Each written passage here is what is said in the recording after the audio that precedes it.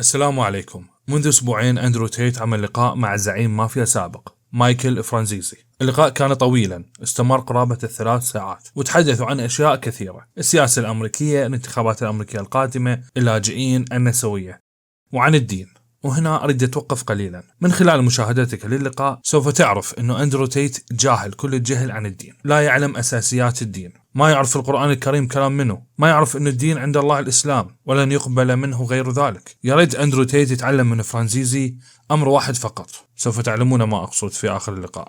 والآن أعوفكم ويا الفيديو. Because you look at the world, and my recent stint has me looking at the world quite hard, right? Because when you go to a jail or when you go to a court or a legal process in a country that's not your native country, you start to feel extremely patriotic. It's weird because I left the UK 10 years ago and I've been in Romania for a very long time. But when you're standing in a Romanian court and there's a Romanian national anthem and a Romanian symbol and everyone's talking in Romanian and you're just standing there like, I don't stand up. You don't speak Romanian. No, I don't speak Romanian. I don't have a clue what's being said. It's just like, jail. You're like, right. What? So you kind of feel patriotic. And then I'm looking at my host nations and I'm trying to find, or looking at the world and trying to find somewhere I can feel home again, because I felt home here until this happened to me. We can go deeper down the rabbit hole as to whether America actually did this to me by proxy. That's another question. But you're looking at things and I see countries like Russia, or I see countries where people can be proud of their leadership and proud of their nation. And I'm truly jealous. I'm heartbroken when I see young Russian men who believe in Putin and believe in Russia and believe in the country. That must be such a beautiful feeling. I can't be patriotic like I want to be because our leadership is garbage. They're throwing the country down the drain. They're doing it on purpose. And you have to look at who you can't criticize, because I don't truly believe freedom of speech exists anywhere. There's this idea that America has freedom of speech. That's a lie. Nowhere in the world has freedom of speech. There's always a class of people you cannot criticize. You can't go to Russia and criticize Putin. You can't live in Saudi and criticize the king or Islam. In America, you can't criticize trans, George Floyd, all this other garbage. And I'm like, well, if every single country on earth is going to have these taboo subjects, at least if you're not criticizing the leader who you believe has a national interest in improving the country, that's okay. You may not agree with everything your leader does, but if you know he's trying to help the country, right, you can be like, okay. But what are the LGBTQ and George Floyd doing to benefit America? These are the people who are off limits to criticism. I'm not allowed to say I don't believe they're acting the right way. Otherwise, I'm going to be punished in some way. And they don't benefit the country in any way at all, ever. Not only do they not benefit the country, but they're in such a minority. And yet our leadership now panders to them like they're the most important people in the world. Yep. I don't get it. I really don't get it. That's, and I try to understand what their motive is on this. I can't understand it. I think their motive is primarily to just damage society at every level. I think, and once again, not to be pessimistic and not to be a conspiracy theorist, but I believe they've come to the conclusion that the American experiment is on its way out. The empire is falling across the next 50 to 60 years. They want to enrich themselves as much as possible, like a typical crypto pump and dump or stock Ponzi scheme. And they're trying to divide society to the point where we don't realize what they're doing, and demasculinize as many men as possible so we don't resist what they're doing. And they find any agenda they can to purport which will damage our capability of resisting it.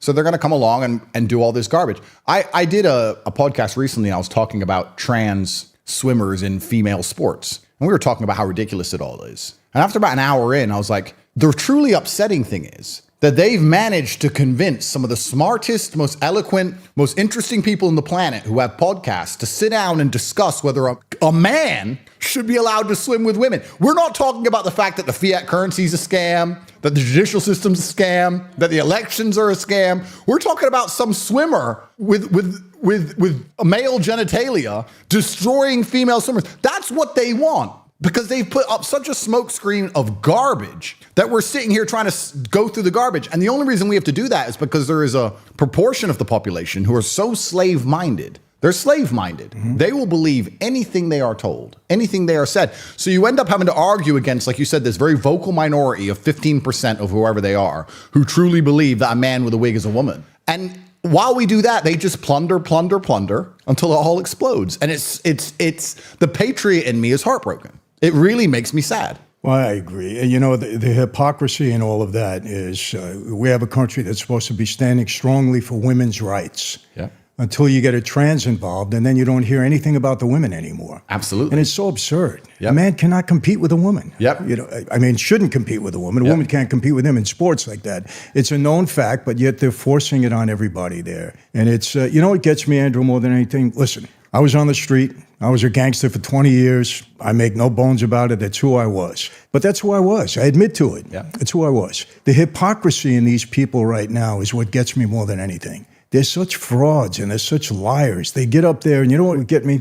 Politicians get up there now daily, a daily basis. They had a thing, I read an article, in 17 minutes, Biden got on the air and lied 15 times. They fact check him. 15 lies in 17 minutes. And you talk to people about that and they say, well, it's politics. I said, it's not politics, it's lying. Yep. If your partner lies to you once, maybe twice, third time, fourth time, you're done. 100%. These guys lie to you every single day and you support it. You say it's politics. It's not, it's lying. And the worst part about it, they lie to the detriment of the people that they're supposed to be benefiting. Yep. And that's why I've been ranting and raving about it. You know, I almost lost my tour in the United Kingdom because of this whole thing. I have to believe that I've been very vocal, like you, you know, speaking up for what we think is right. And they're coming after you for it. That's the bottom line. Well, absolutely, because your ability to speak freely is directly correlated to your insignificance. You can talk if nobody listens. People start to listen, you have to be careful what you say. And then they'll come along and say, oh, this is a free country. Yeah, you can say what you want. And then they'll attack you anyway if you say things they don't like. The free speech psyop. Well, it's very interesting what you said about lying in politics. I want to talk about that in a second. But the free speech psyop is interesting because America as a country is unified by two things. One is money, and two is this idea of freedom, which doesn't truly exist, I believe. But other nations may be unified by a language or a color or a flag or a national interest, whatever. But America is unified by the idea that most people believe they can get rich one day, and they're unified by this idea that they are freer than everybody else. So I think to keep this scam alive, they have to allow people to do stupid things they can't do in other places. Because you can't truly criticize from a vocal platform the leadership without getting wrecked. That's the same in every country in the world. America's no better. So to pretend they're better than a country like Saudi or Russia, they'll say, but you can change your name and put a wig on, so we're free. So they'll allow you to do insignificant garbage, but they won't allow you to stand up and do anything that's important. And then they'll say, but we're free because look at this garbage you can do that nobody wants to do anyway, unless they're psyoped into it. It's really interesting what you said about politics and liars. That's the ultimate slave mind when you say people go, it's politics. They've got us to a point now where we think it's perfectly acceptable and perfectly normal for the people that we hire to represent us to just lie the entire time. Exactly. And I mean, that's fraud, isn't it? I don't know. You're representing my constituency and you vote against our interests every single time. 100% fraud. 100%. Listen, you know, and again, some people say, well, Michael, you were in the mob. I said, exactly. But I didn't pretend to be, fighting for the people. We were fighting for ourselves at that point in time. However, I will tell you this. We treated people better than they treat us. 100%. 100%. Our communities were safe. Our neighborhoods were safe. We didn't prey on innocent people. These people... Okay, they lie, they get on a campaign, they say this and that, and they get in the office, they totally reverse themselves to the detriment of the people that put them in office. And to me, there's nothing worse than that, Andrew. Nothing worse. I agree. And then the only way this makes sense is if you look at the political landscape and you understand who they actually work for. Because people say, why are they doing this? I hear often people say, politicians, they're just stupid. If they're so stupid, how come they're in charge of you? Yeah, they're not stupid. They're not stupid. You think they work for you. That's your confusion. You think they represent you. And you're like, why are they doing all these things? That's against my interest. Because you're not their concern. They work for somebody else. And they're passing laws for their interest. The people who make the rules make rules to benefit the people who make the rules. They don't make the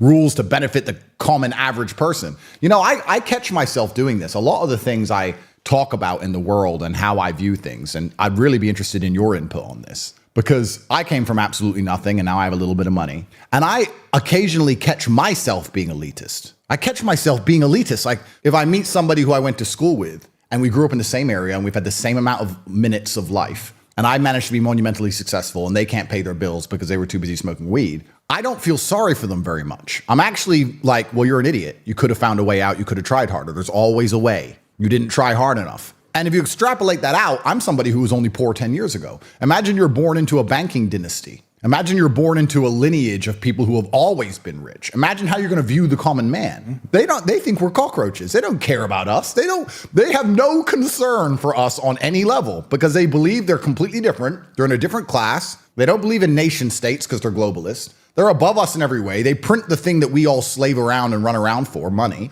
So of course they have no concern for us. So when they get a politician in power and they get him to pass laws that are to our detriment, it doesn't cross their mind that that's not what they should do. For the same reason, I'll make a law or I'll make a decision in my house that will be detriment to the ants outside. I don't care. It's my house and it's their world. And this is the reality of it. And I don't know, I'm very interested how that ties into your story with the mob and getting big and getting rich and getting famous. Did you ever get to a point where you're just like, you know what, you common people, I don't want to talk to you anymore? You get to that point. Not that you don't want to talk to them, but, listen, we have a tendency to pity people, feel sorry for people. In our country, everybody has an opportunity to do something. There's no question about it. And you got to look at somebody's past. If, like you said, they're laying around and they're waiting for somebody to do something for them and expecting something to happen, depending upon the government, well, I don't have any pity for that. I don't. I see so many people like yourself that started with nothing and made themselves successful, but they worked hard. And they took advantage of the system when they could, which is what you're supposed to do. So, look, it's natural. Good. I had to check myself there. No, you're okay there. And another thing I think that's getting scary about the world, which is also an interesting thing, and perhaps this is a modern thing, I don't know, but I see a lot of these crimes and a lot of things happening. And I particularly pay attention to British crime because I feel more British than American. I spend most of my time there. And you see stabbings on trains and all of these crazy things happening every single day. Shootings, and London's getting really bad. And I was talking to someone and I said, we're at the point now where you almost just have to avoid broke people. And I'm not saying that in a horrible way. I'm saying you can't get on a train because there's someone on that train who can't pay their bills and is on the edge. That's just the reality of it. You can see it. Someone bumps into them and they just pull a blade and start stabbing people. You can't walk around in crowds. You can't go where there's huge gatherings because there ends up being a murder or a stabbing or a riot. It's getting to the point where you become more elitist because you're saying, well, I just need to avoid all of the people who don't have a lot of money and I can avoid 99.9% of the world's problems besides the government because then they come for you. But it's getting that way. And I don't feel like, you'll know better than me, that the world used to be that way. The common man would be a good person and everything was fine and they loved their family and they had a degree of respect. But in certain towns in England, especially now, if you try and go anywhere and people aren't affluent, they've lost all sense of morality. They just think, oh, okay, well, it just becomes a free-for-all. And it's dangerous. It's getting more and more dangerous to be around or just do a common thing or a normal thing. Public transport, malls, anything. It's getting crazy out there. Let me ask you a question. Is that, in your view, because there are no consequences for these people? I think... Or they've been minimized to a degree where they can get away with it? That's certainly part of it. But I do believe that humans are intrinsically good. And I think that as we're divided further and further down the scale, which is what's happening, we just end up finding an enemy of some kind. I believe that when you remove the homogeny of society, whether it be race, religion, anything, when you have nothing at all to unify or bind people anymore, you add on the pressure of people not being able to pay their bills, you add on the pressure of people slowly realizing how unfair this world is and how unfair all the systems we're supposed to believe in are. I think there's just a lot of pressure on people to just, I don't think a lot of people can take pressure. You can talk from jail. We can talk about our jail. There's a lot of people who wake up and they say, let's take it this way. If you're an immigrant, let's say, and I don't know this, I'm just guessing, because I try and put myself in other people's positions, right? I try and pretend I'm them. If I was an immigrant and I grew up in a strictly Islamic country in a war zone, I'm going to be battle hardened because I've seen terrible things happen. And I'm going to have this view of the West as this utopia of beautiful women and money and all this other garbage, right? And I'm going to leave my land, I'm going to go to England, and I'm going to realize that, one, I don't have really very much money. Other people may have some money, but I don't. Two, nobody really wants to give me a job because I don't have the work ethic they expect of me. Three, the women don't look at me as anything. So all these women who I have a bad view of, I view them as promiscuous because that's what I've seen in the music videos. And I go up to them and I'm like, hey, and they're like, go away from me. That offends me. What do you mean go away? Why are you telling me to go away? Because I have this promiscuous view in my mind. You put me with 10 other guys who have no job and we stand around on the corner all day. Like, how is this going to end anything other than crime? How is this going to end any other way? Because you get to a point, especially when you tell them the punishment for what happens to them is probably better than how they lived at home. You're going to say, well, get rich or die trying. And that's inside of every single man anyway. So when you add in the war zone and these other societal levels and these other psychological levels, they just don't care anymore. And how can you police that? How can you stop that? It's scary because the police come afterwards. They can't. It's the police come afterwards. That's the problem with all of this. Well, you know what? In America now, they don't even want the police to come. I mean, it's gotten so bad. You know, people have said to me, they had this whole movement. I don't know if you remember one. It was defunding the police. And genius idea. You know, I said to them, I said, let me ask you a question. You know, Michael, what do you think about it? You know, you don't like the police. Just stop for a minute. Let me ask you a question. I'm on the street again, right? I'm doing what I'm doing. Rudy Giuliani, everybody knows him. He comes to me, he says, Michael, don't worry about it. You know, if we lock you up on a RICO case,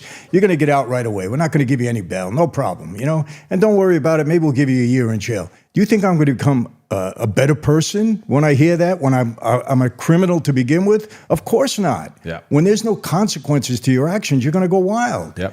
And that's what they don't understand. You need law and order. And I think you believe that also. You've got to have law and order. There's no question about it. And when we're talking about this, and Andrew, I want to be clear with people. We're saying these things because we see something going wrong and we want to fix it. You know, when I go on a rant about our government because I see them lying and I see them doing it to the detriment of the people, and that's why I get upset, because I happen to love my country. Yep. You know, I was born and raised there. Hey, you know, I did what I did, but I understand when I went to jail, I deserved to go to jail back then. You know, different than you. Yep. I deserved it when I went to jail. But I love my country. I got 7 kids. I got 7 grandkids. I want the country to be right. Absolutely. And when I see these people doing what they're doing and destroying, the United States is going down. Yep. I'm going to tell you something. If we get another 4 years of this Biden progressive stuff, we're in a lot of time. I think it's the last chance. It's it. I'm telling you, it's over. It's the last chance.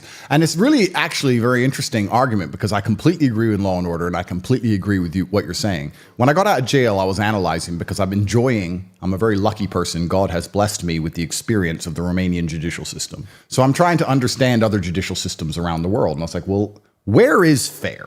And you start to go down the rabbit hole a bit. Mm-hmm. And you see that there's a lot of countries that have completely different ethoses when it comes to justice. So the American idea and the British idea, the Western idea of justice is innocent until proven guilty. That's the basic idea of justice. In countries like Romania, it's more, everyone goes to jail for a while. Everybody. If you're even remotely suspected of anything, everybody goes to jail for a while. And then we'll let you out. And then in the end, unless you've really done something, you're probably going to go home. So theirs is more scattergun. It's more, you looked in a car window. Well, you didn't break in, but you're looking in. And there was a car break-in yesterday. Tough. It might be you. Yeah, that's how they work. Yeah. Now, that obviously comes with detriment because you end up in jail with a bunch of people who perhaps don't belong in jail. But then I look at the society here. We're in the poorest country in Europe. I walk around with $1 million watch. I had a $5 million Bugatti. I'd park it on the street. Women walk home alone at night. It's so ridiculously safe because everyone fears the law. So perhaps it's detrimental, yes. And when you're in the cell, you're like, why am I here? But if you're not emotional about the fact you got caught up in it and you look around, you're like, well, society does function. People always talk about Japan and say, Japan's so safe, Japan's so great, Japan's amazing. Yeah, because there's a 99% conviction rate. Yeah. You telling me that innocent people aren't going to jail with a 99% conviction rate? 100%. What's the point of the court? The court doesn't exist. You turn up, I did that, yeah. Jail. Yeah, jail. Same what happened to me. I went there and I said, TikTok, how can you human traffic someone on TikTok? TikTok doesn't even make money. Yeah, jail. They don't care. So you either fear the law or you have to fear the criminals. In the worst countries on earth, and perhaps we could say this is America currently, you have to fear both because the law will come for you if you're too big and you're telling too much truth. And the criminals will come after you if you're too rich. So you're living there with two enemies. Right. You know, that's the worst position to be in. At least in a country like Japan, you know, as long as I don't upset the law, I'll probably be okay. Yeah, right. Let me tell you what happened to you. It's the same way that guys in organized crime, same thing happens. I'll tell you what happened. Normally a crime is committed and they go out and investigate and find out who the perpetrators are, right? Yeah. When you get to be somebody like yourself, there isn't a crime. They're investigating you, trying to figure out if you did anything wrong. Correct. It goes the opposite way. Yeah. And that's what they do with guys like us. Yeah. Okay, he's a bad guy. Let's figure out what he did. Yeah. So they start investigating, surveillance, all that, until they can nail you with something. That's what happened to you. And I've said this to many people. I said, you don't understand it. You don't know the system, whether you're Romania, US, or it's the same thing. When you get high profile like that, this is what they do. 100%. They do not get a crime and try and find the name. They get a name and try and find the crime. Exactly. And most people have no idea how all of these things work. They have no idea how ridiculous the legal code is in every country. You don't know the law. You can live in America your whole life. You don't know the law. You may think you know the law, but you don't. And when you go to a court, it's all subjective. They can have a page of law, and they can have someone in there at 10 a.m. who goes home, and they can have someone in there at 11 a.m. who goes to jail. And he can go to jail for 2 years, and the next guy in at midday, he goes to jail for 4 years. It's all subjective. Exactly. And that's what's so scary about it. They tried to pin a bunch of crimes on us. They tried the financial route. They tried this. They tried that. They ended up going for what they went for because it's actually, very uniquely, human trafficking is one of the only crimes in the world where the victim can say they're not a victim. So with human trafficking, what they can do is come along and get a man and his wife. Say you've human trafficked this woman because you, for financial gain, have convinced her to do something.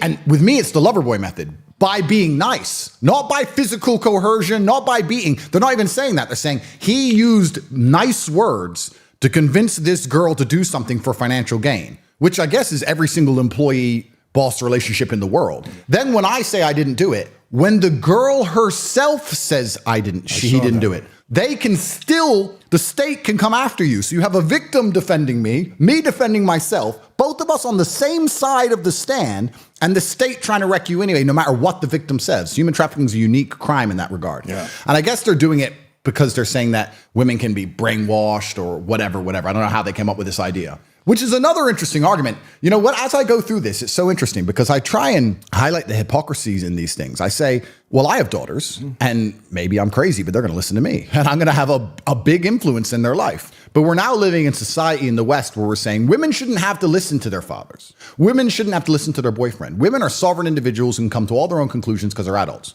Fine. I agree with that. But if that's true, you can't then say that they're so stupid that they'll do anything a man tells them to like this and that they can't tell their own point of view in court and that they're just lemmings. Which one is it? Yeah, it's one or the other. It's one or the other. So they're trying to push all of this feminism thing. But the second there's a man they don't like, they turn around and say, women are not sovereign. Women are stupid. They call me a misogynist. The courtroom is misogynistic. I'm sitting in a courtroom where a girl is saying he's never done anything to me. I asked him how to get famous on TikTok because he was famous on TikTok. They put this whole case together based on garbage and stupid YouTube videos he made, and they're trying to take him down. He's never hurt me. I have no problem with him. I don't want this case. I'm saying the same thing, and they're saying, no, she doesn't know what she's saying. Who's the misogynist? The state. This goes in front of a jury here also? How does it work? Goes in front of a single judge. Yep. Welcome to the judicial system. And who does the judge work for? Well, that's who selected this judge? Yeah. And this is another thing that I find so interesting because people how's he been so far? Because he did eventually let you out, right? Yeah. So the Romanian judicial system is effectively you have a tribunal judge, you have a singular judge, and then you go to an appeal. And the appeal, which is whether I win, if I win, they appeal. If they win, I appeal. So you always go to appeal, which has 3 judges, and they're all supposed to be randomly selected. I kept running into the same ones. Funny that. Right. But it's all supposed to be randomly selected, and they basically have the final call. There's no jury at all and anything, and they just decide everything. And this is what's interesting, that people at home are so ignorant that they believe that a case which is large enough, like look at your case and what happened to you and your people will affect the streets of New York. It'll affect 20 million people. You think they're going to leave that up to someone with a law degree? Do you think they're just going to leave it up to some guy with a gown who studied in a book? Or do you think they're going to say, you know what, there's 20 million lives at stake, so let's just do what has to be done to just fix this. Right. You know, that's how the system works. Yeah. I'm in the very lucky, fortunate position where my case affects the reputations of a nation. And they can say, it's only Romania. Only Romania. Romania is the fastest growing economy in Europe. It's an EU nation state. Really? It's not as poor as people think it is. You'll drive around and see Lamborghinis, Ferraris, you see penthouses. It's a real place. It's richer. Bucharest is richer than Madrid, Rome, Berlin. Really? Per capita. It's a real country. And their reputation's on the line. Do they leave that up to some judge? Just some judge fairly. Just some judge who read a book. Or does someone come along and go, you know what? Even if he didn't do it, just say guilty, just a couple years.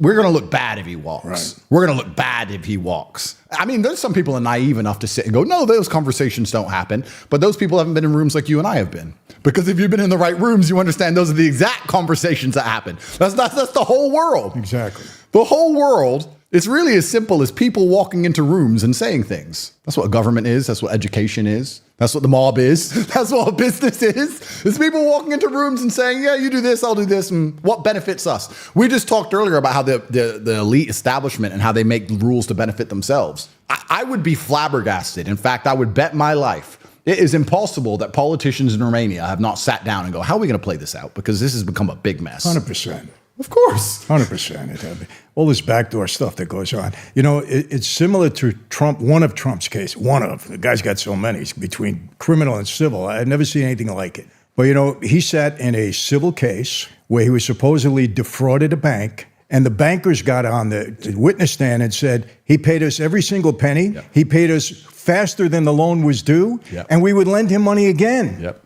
Lend him money again. Yep. And they actually filed a suit against the guy. He lost the case. This is what people don't understand. Your government, I've seen some examples of it. There's a few people, I can't remember the name. I'd love to remember the name, but there was a guy who lived on a farm and he was raided by the FBI in the 90s for an illegal firearm or something. And they killed his wife and all this insanity. I don't think people realize just how crazily dictatorial and evil a government can be. And it's a system. It's like a faceless system. You're grinding against this faceless system. And that's what's been also so interesting about my case, because I'm sure Trump has the same thing. I guarantee when Trump walks into that courtroom, the police officer who walks him in there is like, sorry. You know, like the judge may be against it, but everyone else involved in the whole thing are probably, maybe not in New York, I don't know. But in my circumstance, it was very interesting. The cops who arrested me were like, sorry, bro. Yeah. The guy's in jail, sorry. The guy taking me to court, sorry. The police officer driving around, sorry. It's just part of a system. They know it's a setup. They know. That's why. They know it's a setup, but it's part of everyone's a cog in this big, huge machine, and nobody can really save you. And you're going in and out of jail, and every single person you meet shouldn't be here. I'm like, well, it's insane. And yeah, well, you know. And it's crazy how dangerous it all is. And they're coming for Trump now. And this is the thing. You don't know the law. And the law is so ridiculously subjective. They can get anybody for anything at any time. 100%. That's what people don't realize. That I have the most ignorant thing you can say is, well, just follow the law. Just follow what? You haven't read the law. How are you going to follow a book you've never read? You don't know what the law is. Yeah. And if they want you and they pick you up, you're going to learn very quickly that you've been breaking laws the whole time. Every single person, I guarantee there's nobody who's lived a full year inside of the United States who hasn't broken some law. I don't think there's anybody that goes through a day without breaking something. There's so many laws on the books that are antiquated, but they're still there. They're still laws. Yep. And they're ridiculous. If you ever read some of these statutes, you'd laugh. You'd say, no, this was probably 200 years ago, but it's still a law on the books. That's right. But, you know, I tell you this, and people need to understand this. And I know this about you, Andrew, because I've been following closely. We're not ranting because we just, we're revolutionaries. We're not revolutionaries. We see something going wrong. Yep. We happen to care about people, care about our families, and we want to make it right. Yep. And that's the only thing, that's what this is all about. There's two things that you always have to worry about in a country, and it's happening in the United States big time. Number one, when the party in power starts weaponizing Department of Justice, the legal system, and law enforcement to go after their political enemies or the enemies that just don't agree with their ideology, and like yourself, we're vocal about it. Yep. That's very dangerous, number one. And number two, whenever the media goes along and doesn't report the news but plays cover for the people in power, yep. because then people don't really know what's going on. They don't know what's going on. Yep. And you look at social media. I've had, I can't tell you how many people, why are you sitting down with Andrew? I said, well, why is Andrew sitting down with me? I was a former gangster. He could say, I don't want to bother with you. I said, why do you ask such a dumb question? I tell him, we're sitting down because we're having a conversation because there's something there to be talked about. And what do you care what I'm sitting? I got to tell you, you know this too. Social media has exposed the lunacy in the world. Absolutely. There's no question about it. Absolutely. Some of the things you hear. The problem is people judge you from what they see or what they hear from someone else on social media. Yep. And it gets into their brain and you can't get it out. And this is the ultimate position of the slave mind, because there are people who have a visceral reaction of anger towards me or towards you or towards anyone you can name. And they feel an emotion, right? And emotion's a real thing. Anger is a real thing. They'll feel a visceral emotion for a person they've never met based on an edited news segment from a propaganda organization. They're going to sit there and go, well, this propagandist has told me this, and now I feel rage towards this person I've never met. They haven't investigated anything. They haven't dived down the rabbit hole. They don't care. They just instantly comply and believe. If they can make you feel emotions with a short edited clip, well, then you are the enemy of freedom. You are the exact type of people they want, so they can play clips on the news, you get angry, and do whatever they tell you to do. You're the worst person in the world. And another thing that people just lack so much brain. If they were to come to me and say, Michael's got a new case, he's back on the streets, crime boss, they put it all over the news and tell you your past and you're a crime boss, and they say, look, here's an indictment. I'm gonna say, so wait, the police wrote this and the media wrote that. So I don't care about any of it. It's all a lie. It's all a scam because it's a one-sided story. People are going to be full-grown adults and not understand that one-sided stories always end one way. You can't ask the media or the police anything about anybody. And then the scary thing about all of this is what we were talking about earlier. If you actually do a crime, like a bad, heinous thing, you rob a grandma, they seem to let you off. They don't seem to punish you like they used to. No. And that's a really big rabbit hole to go down as to why they're doing that and why they're trying to make society so unsafe. Perhaps it's because the only thing the human mind will accept a reduction in freedom for is safety. The only thing that will make you say, okay, take my freedom, but make me safe. So the worse things get, the more dangerous it becomes to leave your house, you might end up agreeing to being locked in your house. And okay, you deliver my food, you deliver my bugs, and I'll stay home because it's dangerous out there. That's the only thing we'll give up freedom for is safety. You're right. So that's why it's getting more and more crazy by the day. El Salvador, the president of El Salvador, has proved you can fix any mess. He cleaned it all up. Are there some innocent people in jail, like we were talking earlier about Romania, Japan, etc.? Probably. But he's fixed it. I don't know if you've ever watched. Have you ever watched his speeches? No. Oh, he's El Salvador went from the most dangerous country in the Western Hemisphere to the safest. And what length of time? A year and a half. He just turned up, built a mega prison, said if you have a tattoo or you're related to a gangster or you're in a house with a gangster, you're all going to jail. And he just locked up everyone, head to toe, everybody. And now it's the safest country. And he's saying now they're going through the judicial process. They're going to do some jail. And some people who are innocent are going to eventually get out. And everyone tells me that I violated human rights. That's fine. What about the human rights of the people who are getting murdered on the streets? We had the highest homicide rate in the world. Everyone was dying. Everyone talks about human rights and the BBC and everyone wants to come along and ask me about human rights. I fixed human rights because people can walk all around with their children now. So he took drastic measures to get something done. I'm not saying America should do that, but I'm saying I'm sure with the monumental resource they have and the amount of time they spend going after Bitcoin millionaires like Roger Ver or in trying to convince the Romanian embassy to put me in jail for talking online or keeping an eye on every single person who's a Trump supporter, perhaps they could, I don't know, stop grandmas getting murdered if they wanted to. All they need to do is go back to the way it was and enforce the law. That's it. Yeah. They don't have to do anything real drastic. They have to stop minimizing what they're doing now. Yeah. You know, it's amazing. You get a guy in organized crime, and I have to keep going back to this. They'll investigate him for 10 years for shaking down somebody for some money. Yeah. Not beating them, just shaking them down. Or, you know, for gambling that the government is running now anyway, you know. So many of my friends went to jail for gambling, and the government is in the biggest business of gambling that there is. Yeah. You know, all they have to do is enforce the laws the way they used to. They don't have to do anything drastic. That's it. Yeah. And they won't do it. Yeah, they won't do it. And it has to be purposeful. And that's what's scary. When I have to tell my daughters, you know, I have to give them pepper spray to carry around. When I tell them, when you go into the parking lot, make sure you look around you because people are waiting, you know, by your car to grab you and either kidnap you, human trafficking. Yep. That's real human trafficking. 100%. When they throw you in the car and drive you away in your car. And that's happening in affluent neighborhoods in California, where I live. It's happening. It's you know what's crazy about this? I think this is one of the reasons why they've been so determined to detriment the contribution of masculinity to society. Because maybe I'm paranoid, maybe I'm crazy. But I think true masculinity, I see danger everywhere. If I walk from my car to the restaurant,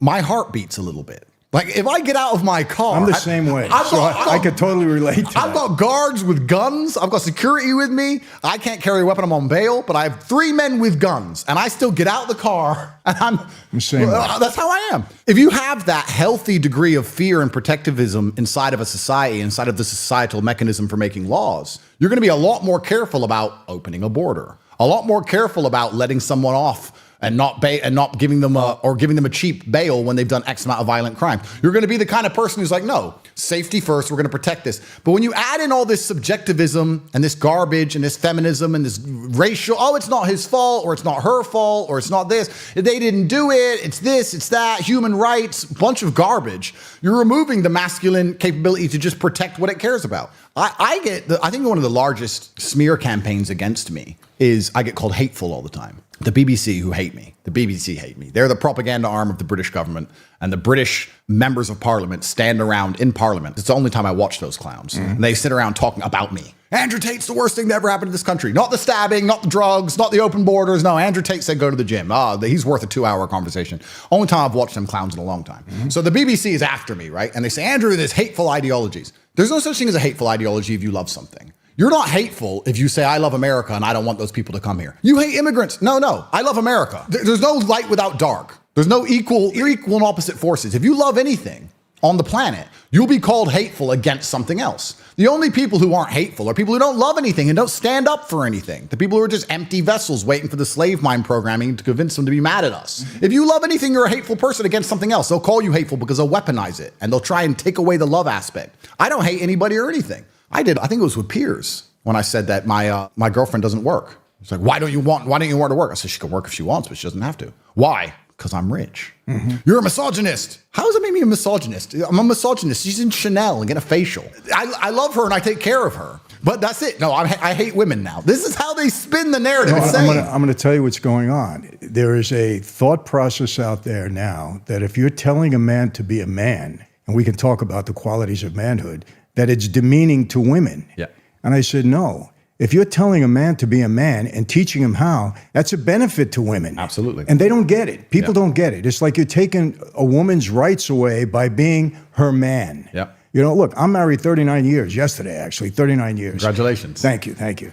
And my wife could work if she wants to. Do I want her to? No, I don't want her to work. She doesn't have to work. I don't want her to work. Yeah. But if she wanted to and she's real, okay, you can work. You know, she does all my video work, so she works for me. Yeah. You know, I just don't want anybody else telling her what to do. That's just how I feel. 100%. It's my wife. Yeah. I don't want another man or anybody else telling her what to do. Yeah. Okay, is that a misogynist? Most people would say yes. Yeah. But why? There's a large proportion of the population who would try and say you're a bad person. Yeah, why? And they do this because they're pitting us against each other. That's why they're trying to attack masculinity to the point where they will say, if you're remotely masculine, you are harming and hurting women, which of course is false, but they try and keep the genders divided. That's what they want to do, because genders being united, when you're two different parts of a perfect whole, that's the basis of society in the first place. We can talk about government, we can talk about all these things, but it starts with a man loving a woman, having a child, and then they decide to buy a house. If they can buy a house, as opposed to what's currently happening because they can't afford any of them, if they can buy a house, they're now interested in the schools, they're interested in the roads, they're interested in the town, they'll go to the local county fair. The town can be extrapolated out to the state, to the city, to the government, etc. It starts with that. They've broken us at the nucleus of the cell. Men and women no longer get along because we have completely different ideas. And you can blame either gender, but truthfully, it's a race to the bottom for both genders, I think. Gender dynamics are now so fundamentally broken in Western societies that how can you build a society on the top of it? How can you build a society on the top of women who don't want to listen to their man ever? Men who don't want to marry a woman because she's either going to financially wreck him or he's not going to feel like the king of his own household, which is what a man wants. Why would you marry a woman who says, I'm not going to listen to you? Well, then why am I marrying you? What's the point in any of this now? You go down the rabbit hole of hedonistic insanity, this hedonistic sex and garbage. This is why we're in the position we're in the West, right? Because you can also tie that in with the broken gender dynamic, which you have. You tie that into the female empowerment, telling them that they're better than men at everything. You also tie that into everything that happens to them is a man's fault somehow because they're permanent victims. And this is where you have all these fake rape charges and fake claims. How can this possibly be fixed when you have millions and millions of people having hedonistic empty sex on drugs and alcohol? Right. Telling the woman if they regret it at any point further on in their life, it's the man's fault. At the same time, she's better than the men in every single possible way. And these people are psyoped by Sex and the City and the internet and other garbage. Of course, they're going to have millions and millions of fake rape claims and fake kidnapping, all this garbage, all these crazy things. I said this to the mother of my child. I said, listen, I love my daughter with all my heart. If somebody hurts her, I'll go to jail. I don't care. I'll go to jail. Of course. But if my daughter comes to me and says, I was raped, what happened? I went out with a guy and I got drunk and I was drunk with him and I went to his house and we kept drinking and then I went in his bed drinking and I took my clothes off and then I had sex with him. But now I think because he ain't texting me, I don't want to. I can't in good conscience kill this man. What do you want me to do now? And this subjective garbage has come by the basic breakdown of even gender dynamics now. So we have masculinity under attack on every single level. I said this to Tristan, some guy, an old friend of mine. Me and him were joking because since I got this human trafficking charge, I get all these beautiful women around the world saying, you can human traffic me. They send me messages. And he's like, oh, that must be fun. I was like, I don't meet anybody. I don't trust any of it. Because there's no longer even consent in the Western world for a man. If she gives you consent and can retract, then you never had it. Right. So you can't even have relations now if you're famous, really. It's gotten to that point. It's gone to that point where she can go, yeah, we're in love, we're doing that. And you can be together for 3 whole months and enjoy each other's company for 3 months and be together every single night. And then 2 years later, she can change her mind and retract all the consent. And okay, will you be found guilty or not? Well, that depends on the evidence in your phone and her phone. Yeah. But you're still going to need a lawyer. You're still going to go to court. Go through the you're whole still going to get system. arrested. You're going to be punished by the process. So you can't even have consent in the West in any regard anymore. So how can you even have familiar relationships when you can't even have consent? And that makes men of certain status extremely scared. I also think, this is a pretty elaborate conspiracy theory, but I'm interested in your thoughts. I think another reason the Western world is so riddled, the leadership, the elites, is so riddled with this insanity and this disgusting pedophilia and all these satanic rituals. Because I don't think in other countries they have the issues with the things we're talking about. If you're a Russian billionaire, you have your 4 girlfriends or whatever, and nobody cares. It is what it is. You're a rich guy, you have your girlfriends, that is what it is. We have these elites in Western world who know that they can't ever truly have consent from a woman, or they don't want to be seen with a woman or whatever, and they go to these private meetings. What do we say? The world's just people going to rooms and talking to each other, and they say, hey, there's an island where you can have fun and nobody will know. And don't worry about the consent thing. We've got it under control. It's this island. You know, they're beautiful, they're younger. And they end up going down this rabbit hole because they don't have any, because society is now so broken, you can't even be a rich man and just have a girlfriend. You can't even have a girlfriend. They'll take your money, they'll wreck you, they'll come out in the press, they'll accuse you, you go to court. These have got to be linked, these two different scenarios. I mean, they've schooled women to do that now. Oh yeah, to take men out. Yeah, and you know, I have 5 daughters, Andrew, and I tell them, listen, okay, they're very independent, every single one of them, okay? But I tell them, listen, you get a guy, if number one, he can't support you, he can't protect you, and you don't look up to him like he's somebody special and respect him, what are you doing with him? 100%. You know, now some people think, well, what do you mean? You know, I'm a woman, I can take care of myself.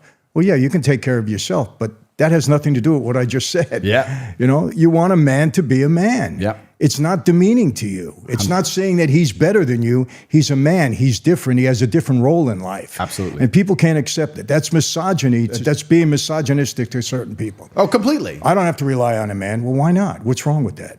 It's so interesting because I have sons and daughters and they're being raised in such different ways. But my son is having a hard life because life's hard, right? Right. I walk past him. He's 3. I push him over. He gets up. It's like, that's life, son. One day you're going to go to jail. Get up, you know? But my daughters are princesses. Right. Like my daughter's 3 and she's saying, I only want to fly private and all this garbage, right? At 3. She's a nightmare. But I'm doing this on purpose because when she gets to a certain age, I'm going to say, look, the gravy train ends the second you get a man. So you've lived a very nice life. You have all the things you want and you have your bags and your cars and your private jets and you're very, very rich. But the second you get a boyfriend, the gravy train ends. If he can't pay for what you're used to, that's your decision. And you can't go back. You have to make a good call now because I'll take care of you until another man comes. Then it's his job. You better make sure he has my kind of budgets because you're used to a certain lifestyle. This is my plan. I have the same, and she's standing right over there. Yeah, that's same thing. Yeah, because the son is a completely different, you know, they're from different mothers and it's kind of unfair because the mother of my son is like, if I had a girl, my life would be so much easier because they're on jets and stuff. And you're like, I don't want him on a jet. No, I don't want him on a jet. No,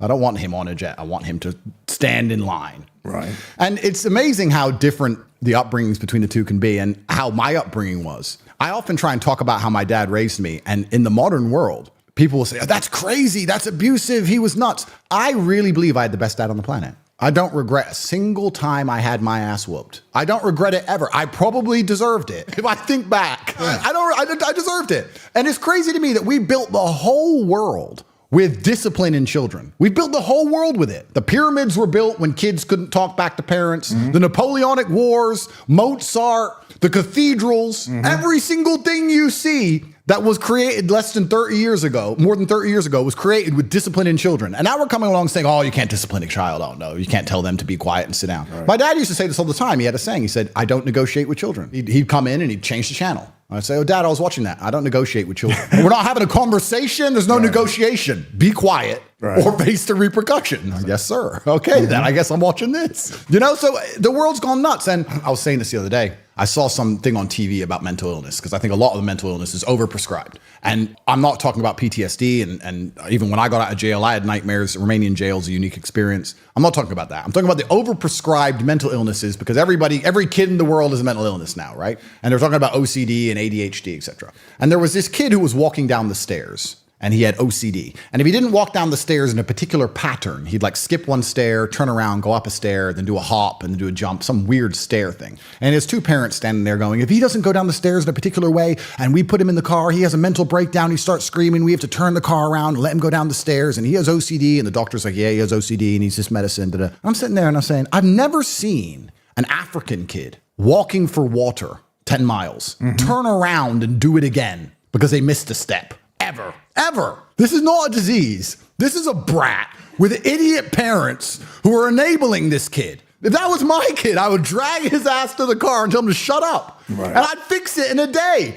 And we're sitting here with doctors, TV shows, pills. The kid, like, the world's lost its fucking mind. Absolutely. It's the same with ADHD. They say, oh, my kid can't concentrate. Well, I wonder why. Your child has video games, iPads. It's enjoying this very fun life. It goes to school and has to sit down with a boring book of math and doesn't want to. Well, duh. That's not ADHD. That's lack of discipline. It's lack of discipline. But you said something very interesting that people wouldn't think would come out of your mouth because you're a misogynist. You just said you treat your daughters like a princess. Absolutely. Okay, so what's wrong with that? Well, I guess they're going to come along and somehow the mothers don't have to work. So I guess that makes me a terrible person somehow. Yeah. I don't know. It's all this weaponized virtue. It's truly insane. Yeah, and people think, you see, people will turn that around to say that's demeaning to women because we're lowering their stature in life because we have to take care of them. Do you know, I can tell you this, since I'm married, I don't think my wife filled her car with gas 10 times, unless I was in jail all the time. I just want to fill her car with gas. Absolutely. Is she capable of doing it? Of course. Yep. Would she do it on her own? Of course. Yep. It's just, I'm a man, and I feel that these are the things that I have to do for the woman, for my wife. Yep. You know, I do it for my daughters too. What's wrong with that? But if you say that, you're a misogynist. Oh, yeah. And they're trying to, and this is how they break down the gender role, and this is how they do it, because that's how they fundamentally break down society. And I was in Miami. Last time I was in America was 3 or 4 years ago. I was in Miami. I was with a friend of mine from Saudi Arabia, and we were in the club. And I was saying, we were talking about how there's no real clubs in Saudi Arabia. There's clubs in Miami. And he looked at me and he goes, yeah, there's no clubs in Saudi Arabia, but there's wives. There's no wives here. And I just looked around and I was like, yeah. There's girls, there's no wives. You know, it's like, that's American society now. Right. That's the Western society, and it's going down this degradation. The thing I think a lot of people don't understand, and I have this especially because I come from a very low income background and I still know a lot of the people I grew up with. And when they go, if I had your kind of money, I'd do this, or if I had your kind of money, I'd do that. Hedonism is a black hole that never ends. You can only get so drunk so many times until you want to take a drug, and you do that so many times until you want to do both at the same time or whatever. You end up on a pedo island, whatever it is. Hedonism is a spiral to nowhere. Right. True happiness in life is actually doing, I believe, and this is where we can talk about masculinity. I feel happiest when I do the things I'm supposed to do because I'm supposed to do them. Just as you said, putting gas in the car. Putting gas in my woman's car will make me feel happier than doing something insane or garbage. Maybe I've become boring in my old age. I think I'm not quite as old as you, but I'm getting there. But now you're half my age. But like, don't rub it in, Andrew. If I can clear all my emails, right, I've had a good day. Like, maybe it's getting that way. I know when you're younger, you're a bit more reckless and these kind of things, but a lot of young people, a lot of men say to me, especially, like, what's fun? And I'm saying doing what you're supposed to do and fulfilling your duty and being proud of yourself is fun. That's the only fun you need. You don't need the fun of trying to chase all this garbage and this hedonism and this black hole. That doesn't lead anywhere. Did you do that for a while? For a while, yeah, certainly. So did I. You have to. Yeah. Until you get to a point where you realize, okay, this is never going to end. Am I going to continue to go down this path, or am I going to turn around and just skip it all? Right. Because it only ends badly. And I think that's also one of the problems with Western society, where the youth are obsessed with fun. If you look at other societies, the youth are not so obsessed with what's fun today. What's fun now? I need fun now. I'm bored. I want fun. You know, they're overstimulated, whatever it is. They're also selfish. They're also self-obsessed with how they feel. This teaching a whole society and teaching a large contingent of the youth that how they feel plays paramount over the world. If you feel sad, that's all that matters. Not, well, I feel sad, but it doesn't matter because I'm doing the right thing. I feel depressed or I feel stressed, but it doesn't matter because I'm dedicating myself. No. What matters is how you feel right now, which means they only want to be happy all the time. And if you're going to only chase happiness and you don't have any particular skills, you're going to end up just chasing hedonism, and this is where you end up. And it's insanity. I think one of the largest tenets of masculinity for the largest period of human time is ignoring how you feel and doing what you're supposed to do because you're supposed to do it.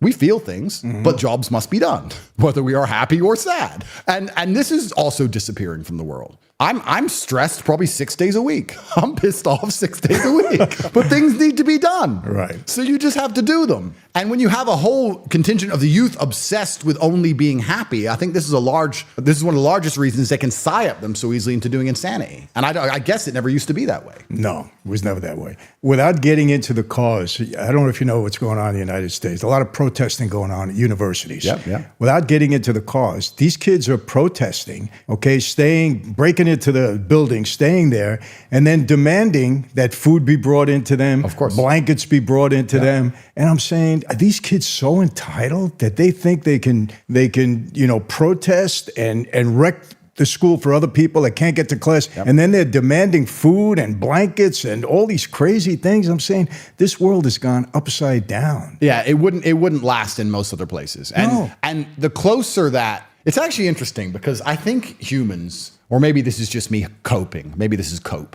but I think we're designed to struggle a bit, because the closer you are to struggle, the more sensible you are. And gender roles all fix themselves in struggle, right? If you have 10 men and 10 women and they crash on a deserted island, the men do the man stuff, the women do the woman stuff. There's no discussion about gender roles because you're going to die. Right. So the men have to go hunting. The women are going to try and sew a blanket, whatever, because we're going to die now. Right. So we don't have time to talk about whose job's what. Right. Also, if you meet somebody who's had a hard life, they seem to be pretty wise. Yes. It's difficult to find someone who's had a hard life who's a total idiot.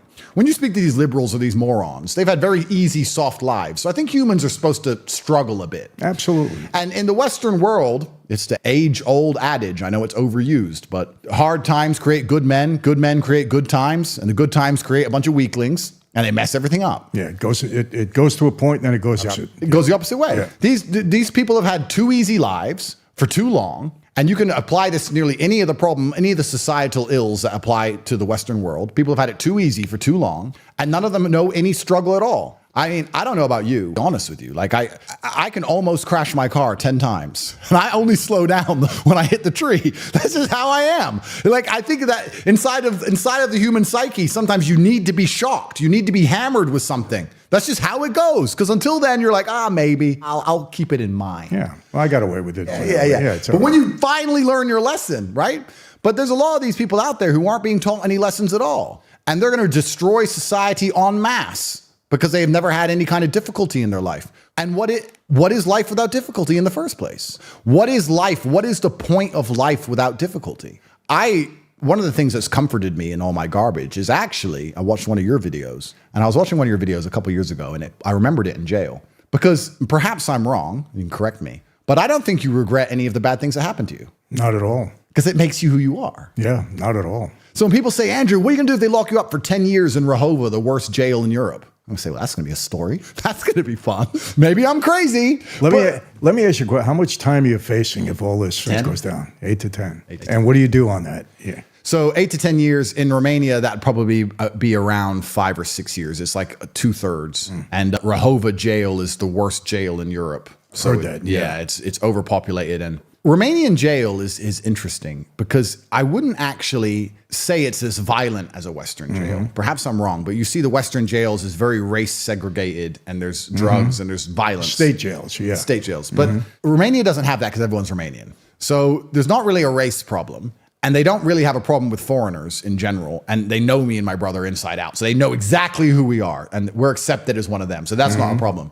The problem with Romanian jail is two things. Is that one, there's a lot of mental illness because they don't have a segregation between mental illness and crime in poorer countries. The poorer a country is, the closer it is to your weird jail. They don't have time to deal with the other side of it all. It's very expensive and it's very complicated. It's just jail. It's just jail. Yeah. You did this, but you're mentally ill. I don't care. You did it, jail. Right. So you have a lot of mental illness, and then there's a lot of problem with just the general cleanliness. These jails were built in the communist era. They're infected with cockroaches. They've never been fumigated in any way. There's insects. There's bed bugs. It's filthy. This is the big problem with it, was the filth. If it wasn't so filthy, it wouldn't be so bad. But this was what bothered me the most, is finding cockroaches in your food and this kind of thing. But then if I had to choose, would I choose a more violent scenario to avoid the filth? I don't know. If you get stabbed, you're going to wish you didn't. I mean, I slept pretty good in there. People knew who I was, and people had a degree of respect. Were you segregated most of the time? Your own cell? Or? At the beginning, it was me and my brother, we were in separate cells with other people, but then eventually they put us in together because they tapped our cells. So they put us in together to try and find out and get us talking. And then it became a little bit easier. But I'm looking at 8 to 10 years, but maybe I'm nuts. But in a world where everyone's chasing comfort and I'm chasing challenges, I really do think that would be it'll be a story. I mean, if I don't go to, I'm going to try my very best to not go to jail and I'm innocent. Fine, of course. And maybe this is cope. I'm just talking out loud so people can understand my thought process. If you were to ask me in 5 years from now, let's say I catch 3 years bid, or I don't. 5 years from now, what did you do? I flew around in private jets. I went to Italy. I went to Dubai. I drove my fast cars and blah, blah, blah, blah. If I go to jail, the story's different.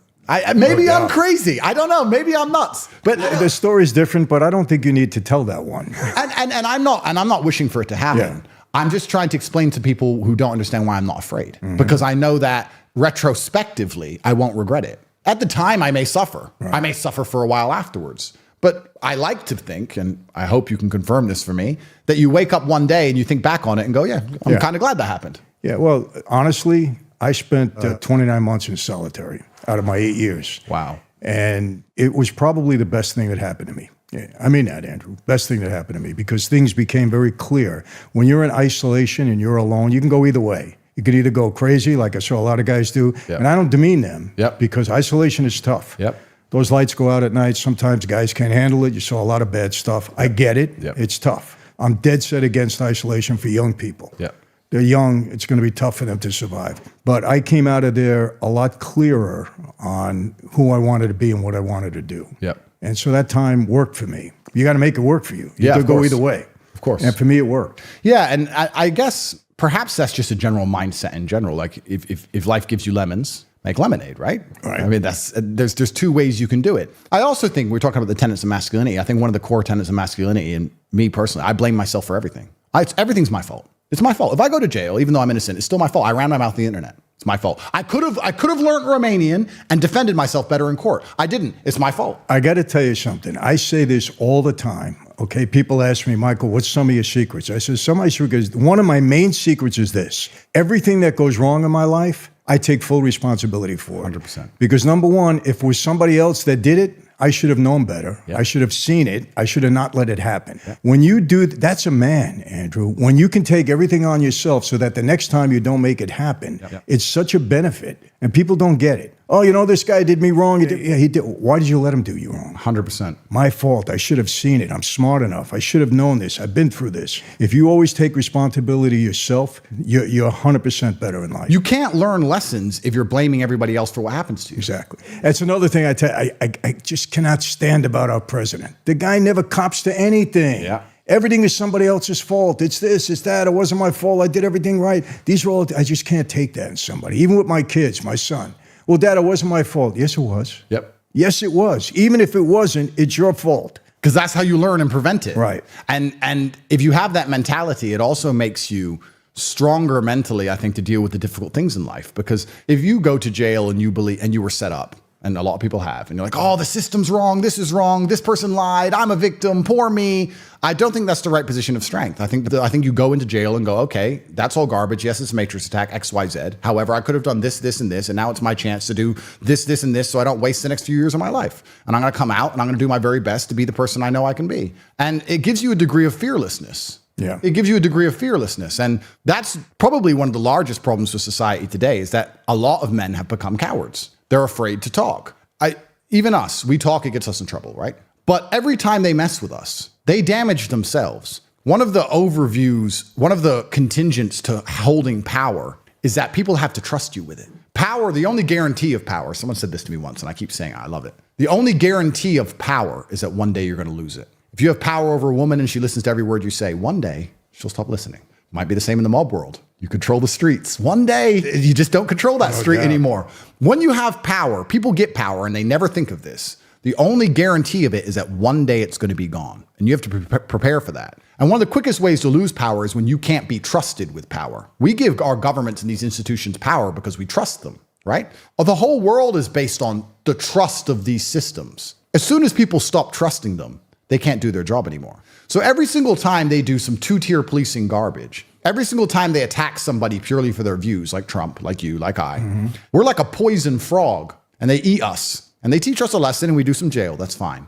but they get a little bit of poison in them because they instill distrust amongst the populace. It gets to a point where once nobody trusts them at all, then it's over. Right? Nobody's going to sit there and go, oh, we'll go to court, or I'll wait for court. Once everyone knows it's a scam, then it's done. So it's kind of like, how do you beat the Matrix? How do you defeat the Matrix? Well, I'm sitting here running my mouth. They put me in jail for it. I'm now currently on bail and have been told not to run my mouth. And I continue to run my mouth, and they'll probably put me in jail. And maybe I'm martyring myself, but you have to damage them. Do you have a gag order on you? I don't have a gag order. I have no official gag order. However, my legal counsel was like, look, you should be careful what you say about Romanian jail and Romania, and you're inside Romania, and you should be very respectful. And I was like, oh, I am going to be respectful, but I'm also going to tell the truth. And they have to damage themselves to do what they're doing. And when people lose faith in these institutions, that's when they're going to have to come along and be honest again. Mm-hmm. Because right now, they don't have to be honest at all, because there's still a huge percentage of the population. You probably heard this saying, and it's a saying that angers me a lot. Why don't you get a lawyer?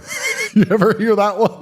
It's like, oh, I never thought of trying a lawyer. Oh, a lawyer. Oh, okay, I'll get a lawyer. And the law? Oh, fine. I'll go home. It's no problem. It's gone now. It's not how it works. It's not how it works. And once people realize that's not how it works en masse, then we're going to have to come into a new system, which I'm hoping we do, because the amount of dishonesty that we're operating under now is truly scary. And God's truth is light, and sunlight is a disinfectant. But it's actually kind of scary. I think this is one of the reasons why, as well, men are cowards. It's scary to wake up and realize that every single thing you're supposed to believe in is a scam. The educational system's a scam. The financial system's a scam. The judicial system's a scam. The medical system's a scam. All the wars we went to are scams. And when you start to realize, oh, this is all a lie, well, then you need bravery, right? So it's easier just to be an ostrich and stick your head in the sand. And then you're going to accept the slave programming because it makes you feel better. And that's just cowardice. And this is what I think we're suffering from massively. We are. And you know another problem, Andrew, I always said this. It's not strong people you have to worry about. It's weak people that all of a sudden get power. The weak people that get power and don't understand how to use it, and it puffs them up, and they think, okay, I'm God now. Yep. I'm Godzilla. I can do anything I want. And those are the people that you have to worry about. It's like a drug they're not used to. Exactly.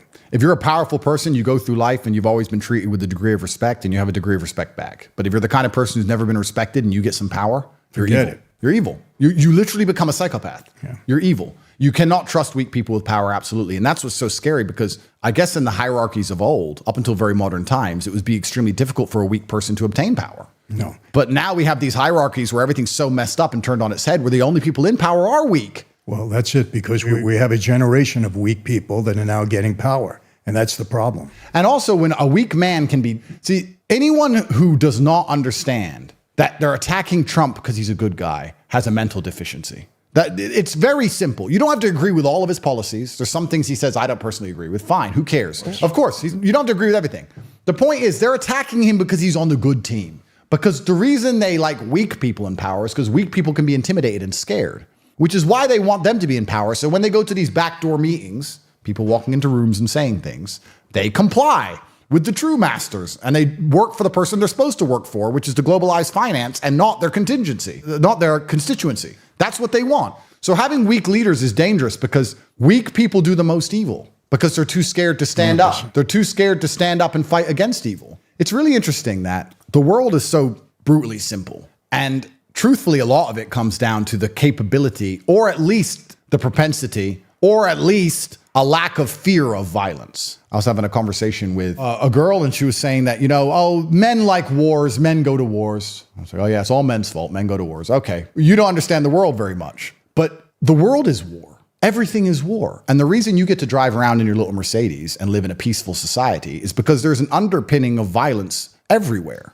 Everyone understands that if they do certain things, it eventually will end up in a violent scenario. If you speed on the highway and they give you a ticket and you don't pay the ticket, and they add more money and you don't pay it, and they tell you to go to court and you don't go, and then they come and say, come to go to court, and you say no, they'll come to arrest you and you say, I don't want to be arrested. And then eventually violence. We have all this paperwork on top, and we have all this nice facade, but when it gets down to it, it ends up in violence. It doesn't matter if it's the legal system or your life. I'm sure you try and talk to somebody and I don't want to get in trouble. Yeah, it all ends up in violence. This is the underpinning. And when you have men who are afraid of violence, then they're always going to have the opinion they're told to have. They'll say 2 + 2 is 5.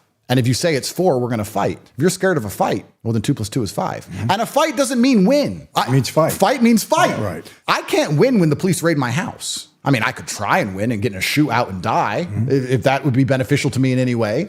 But I'm not scared of getting my ass kicked. Maybe that's the difference. Come, put me in jail then. And if you have enough people who aren't scared of even just losing a fight, you can win the fight. But we have so many people who are scared of fighting at all. The number of people who were saying COVID, yeah, I know it's a scam, but why is there a but? You know that's it. You know it's a scam. That's the beginning and end to me. And I was perhaps, now I think back, I was perhaps too risky during that period because I was nuts from day one before we even knew it was a scam. I was ready. If it was real, I'd be dead. I'd be the first guy to have died. Number one, I got on a plane here in an empty airport on an empty plane, the last plane out of Romania, and flew to Sweden, which was wide open. They never closed nothing. And I'm running around Swedish nightclubs with champagne like an idiot. So if it was real, I'd be dead on the ground. I'd be the first dead guy. Luckily, it turned out to be a scam, so I looked like a genius. So perhaps I was too brave. Perhaps I should have waited a while. But for 3 years, they got away with that because a bunch of people were like, yeah, but I don't want to lose my job, or I don't want to get in trouble, or what if the police knock on my door, or what if? Let them.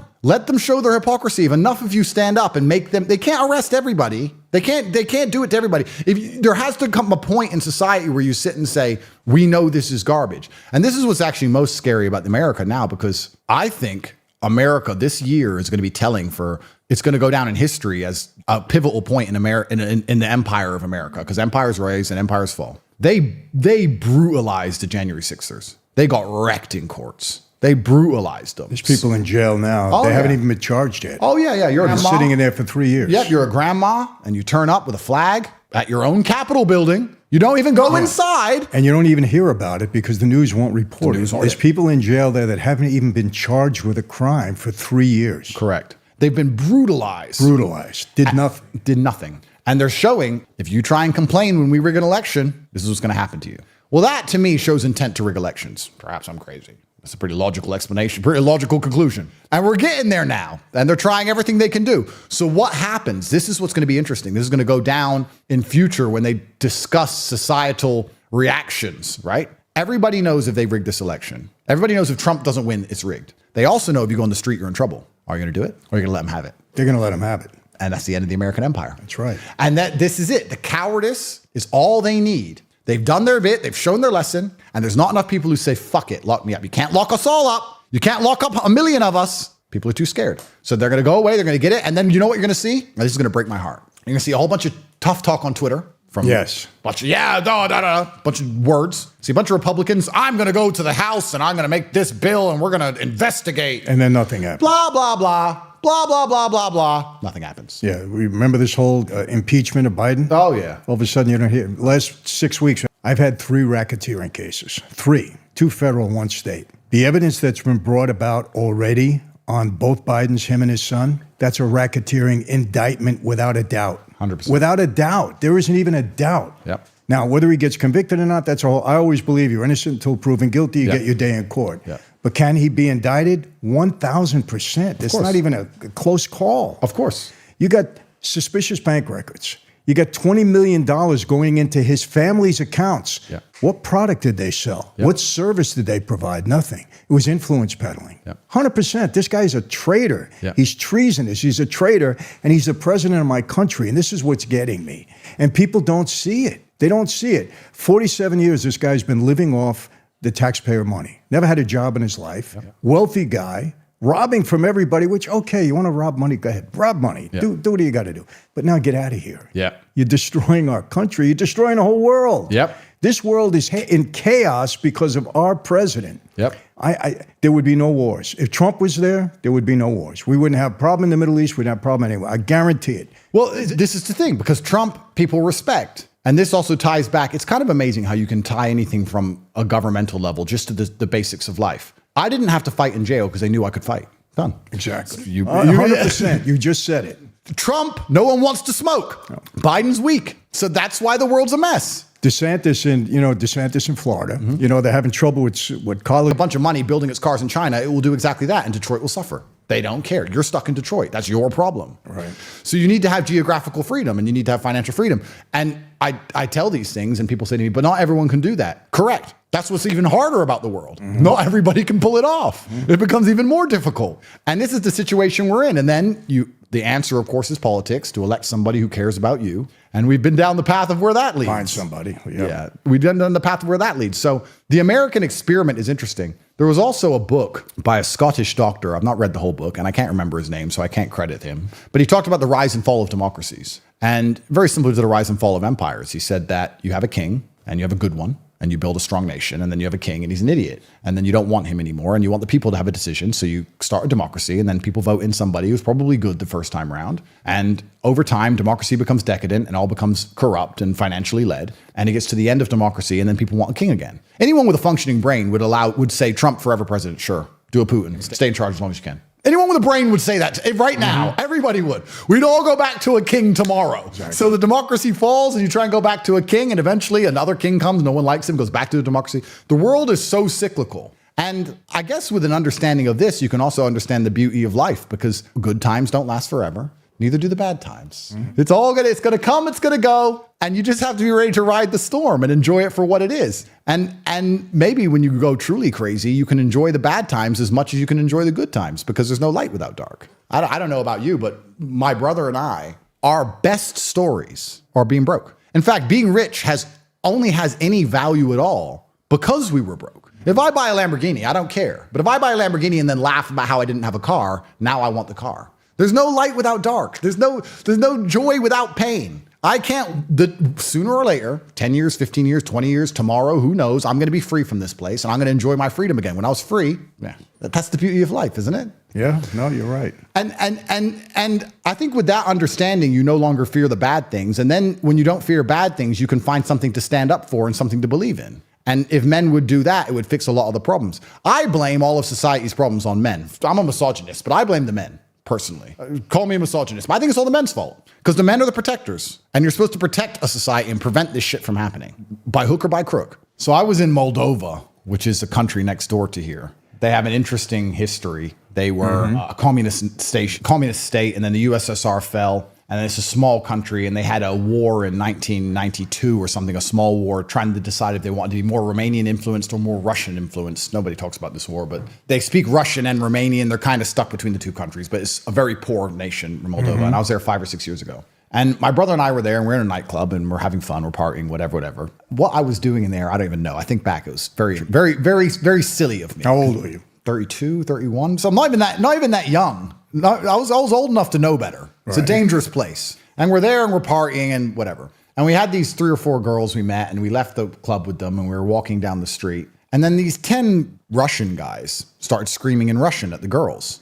And we're like, what are they saying? And the girls started running their mouths back in Russian. And me and Tristan are standing there saying, what's going on? The guys start walking towards us. Me and T look at each other like, okay, we're in a bit of trouble here. We're going. Yeah. And the guy comes up and he goes, you come for bang bang? You come for bang bang? I'm like, what? And throws a punch and smacks Tristan clean in the face. And then the other guy goes to punch me. I move, I grab him by the jacket, and I'm holding this one guy, and the other 9 are running over. And Tristan wobbles, but he's okay. And I pushed him back, and we both ran off in the other direction. We were outnumbered 15-1, maybe 15-2. It was crazy. The girls started screaming, whatever. We only backed up. We didn't run far. We ran like 5 or 6 meters, and we stood there now, and we're facing all 15 of these men. And my brother, who must be insane, says, girls? He still wants the girl. And the girls walk over, and these guys are all talking in Russian and arguing with us, whatever. The girls come, we go get in the taxi. That was the end of the whole story. And I said to the girls in the taxi, like, what was that about? What happened? And she's like, oh, they were screaming in Russian. They were calling us names. They were saying we're sluts and we're whores. And I was like, why? Because we're with foreign men, and they say that that we're only with you because you're rich, and you only came here for beautiful women. And me and Tristan were like, the thing is, the point I'm trying to make is, I actually, as crazy as it sounds, although they just hit my brother, hit me, I understood them. I know that sounds nuts, but the nationalistic view of them was, there's no reason for American men to be here, and those women like his money. So why is this even happening? I earn $200 a month. No. Now, that's too extreme. That's why Moldova's a poor country. That's why foreigners can't go there. Fine. That's too extreme. But the point I'm trying to make, the point is, the masculine imperative inside of them thought, this is bad for society. This is my country. What is going on here? They're chasing his money. He wants the beautiful women. What is this going on? Why is this happening here? What is all of this? They were drunk, they were angry, and something happened. We don't want that, of course. That's not the point I'm making. The point I'm making is that the general masculine theme is protection and protectiveness. But you can't be protective anymore. Because if you are protective, they hit you with a weaponized virtue. If you're protective of your children, you're homophobic. If you're protective of your nation, you're racist. If you're protective of your religion, I don't even know what they're going to call you. There must be some ism for that. If you try and do anything, if you love anything, you're hateful. This is the psyop. And people are scared of being called hateful all the time. They're scared of it. I think one of the reasons they're so angry with me is because I lean into it. They're like, you're a misogynist. Yep. I'm done arguing with these clowns because they refuse to listen to reason. And anyone with a brain knows the truth, and anyone who's stupid is going to believe what they say anyway. I'm like, yeah, I'm the worst misogynist in the world. I'm a terrible person. Next.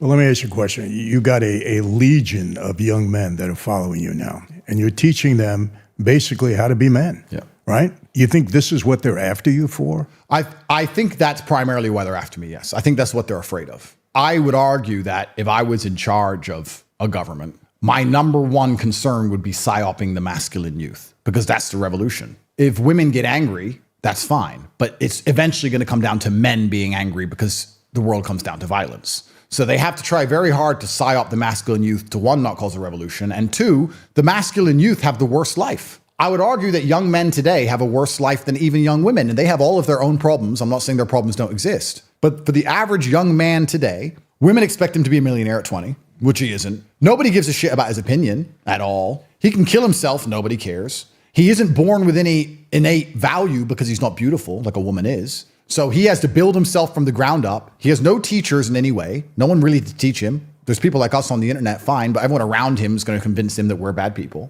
Everything he's being told in regards to his natural feelings, his natural instincts and inclinations, he's being told makes him a bad person, makes him toxic for feeling like a man in any way. It's very hard to be a young man today, and they feel disenfranchised with the system. So they find solutions. The human mind looks for solutions. They start listening to me, and they go, I feel better if I do this. I feel better if I go to the gym. I feel better if I start to take responsibility and take accountability. And I feel better if I'm not afraid of pain anymore. I feel better if I'm not afraid of suffering. I feel better if I understand that I'm supposed to suffer, that that's what's going to make me the best person that I could possibly be, that my youth is supposed to be spent doing difficult things so that I have the light and the dark. They find me and they start to feel a certain way about it, and then they reject the matrix programming. And before you know it, which was even a surprise to me, what I said earlier on today, I'm being discussed in Parliament as a national security threat because the masculine youth don't want to listen to the garbage they're being told anymore. And it's all my fault. And then you get down to a really crazy level, a real scary level, because once you're a national security threat, all bets are off at that point. When I was in jail, there was a huge protest organized. 200,000 people were going to protest in London. And from my jail phone, I said, don't do it. Because if they start breaking windows, if they start doing, I'm never getting out. They're going to keep me there. Because they're going to say, look what Andrew Tate did. And this is, again, how unfair the system is, right? Because when you're large online, millions of people listen to you. Millions of people listen to me. But they make you responsible for every single person who's ever listened, especially if that person does something wrong. If I speak and 10 million people listen and one of them's an idiot, one of them's a moron, and goes and does something stupid, they're going to say, I made him do it. They're going to blame me. Now, if I listen to a Taylor Swift CD and then kill myself, they're not going to say Taylor Swift made me kill myself. No, of course, because she's on their team. Right. But if you're not on their team, you're responsible for everything bad that's ever happened with your name even remotely connotated. I've had people tweet at me saying, we found this guy and he killed his girlfriend and he followed you on Twitter. I'm like, 9.1 million people follow me on Twitter and I don't know who they are. What does that have to do with me? Am I responsible now? And they want you to self-censor. They want you to be so afraid of this attack that you don't say anything which could ever possibly be misconstrued. The truth is about speech and human language is that everything can be misconstrued. Drink water. It's good for you. If you don't, you'll die. Drink too much, you drown. If I say drink water and someone drowns, it's my fault. I'm a bad person. Mm-hmm. You can't win this game. Right. You can't win this game. And this is how they attack. And I think that a lot of my worldviews and a lot of my... I do think that the human mind finds cope. I do think the human mind adopts a framework which allows them to exist inside of their reality most comfortably. But a lot of my frameworks and a lot of the reason I come to the conclusions I come to when I say like life is constant and endless wars, because I believe there's nothing I can do that's going to make any of these people happy besides die or shut up. And then you have to make a decision if you're going to do that. Is there anything they could do to make you shut up? No, and you've reached that point now where there's nothing you could do that's going to change anybody at this point. Nothing. And even if they were to come to you right now, I mean, I don't know how they could possibly try. If they were to come to you and say, Michael, please keep doing your podcast, but don't talk about the presidency, and is there anything they could do that would make you shut up? Andrew, I'll tell you, 6 years ago, I wrote a book. It was a business book. I owed my publisher another book. Book did well. Yeah. So I go there. They said, we want you to do a political book. I said, okay. So what are you going to call it? I said, just like this. What are you going to call it? I didn't even think. I said, Mafia Democracy. What do you mean? I said, our government is a mafia now. Gee. You guys cleaned it up off the street. Now they're in Washington. 100%. Okay, great. They give me a big advance. I go home. I start writing a book. I get into like 4 chapters, 5 chapters. I turn to my wife. I say, why am I doing this? They're not bothering me. They're leaving me alone. I says, this is real stuff. People are going to get upset with me. I went back to my publisher. I gave him back the advance. I said, not doing this, right? Cut to 2 years ago. I said, I have a responsibility to do this. I can't shut up. I see what these people are doing. They're liars. They're thieves. They're hypocrites. I can't do it. I go and write the book. I call it Mafia Democracy. Andrew, lay everything out exactly how I could see in a second exactly what they did. It's all about money and power. Yeah. I see what they're doing, right? I write the book. Book's a huge success. People come in. Now we see it. Now we get it. Now we understand what they're doing. And I'm going right down the middle. Democrat, Republican. This is the system that we've created now. Yep. You got a bunch of weak people in office that are bleeding you dry. Yep. You know, but people don't understand. They're raising taxes. What do you mean raising taxes? Everything we do is taxed. Right. Everything from the clothes we wear to the food we eat to the car we drive to the insurance we get to our health, everything is taxed. Yep. Don't you understand this? They raise it. All they do is tax us. But this is the system now. But they don't live the same way. These people are wealthy. They don't know that you're going to the grocery store and paying 20, 30, 40, 50% more because they don't do that. And they don't care. And they don't care about you. You think they care. And if they're paying you with your own money. They're charging you more, and then you don't even understand the system. Yep. You know, so what's the cure? Vote these people out of office. Yep. Get rid of them. Don't let them lie to you. You know how many people, listen, I'm saying this, I get in trouble. Our president has blood on his hands. Yep. Andrew, if you know human trafficking is coming over the border, real human trafficking, not the BS with you, real human trafficking is coming over that border. Opioids and fentanyl coming over the border. You know, I saw the Border Patrol agents. They showed me a block of fentanyl, maybe 3 times the size of this. Mm-hmm. They said, Michael, this can kill the entire world population. Wow. It's coming over the border and we can't stop it. You know this? You're the president of the United States. You know this, and you don't close the border immediately? I had a kid drop dead in my house. He had a bit of fentanyl this big, like a drop of a pinhead, within 10 minutes, dead in my house. Insane. You know this is happening, and you don't put a stop to it. You know there's human trafficking. You're in charge of this whole country, the welfare of people that trusted you and put you in office. You don't stop it immediately. What more evidence do you need? And this is where the whole conversation gets spiritual, because but you see, but then they get mad at us for talking about it because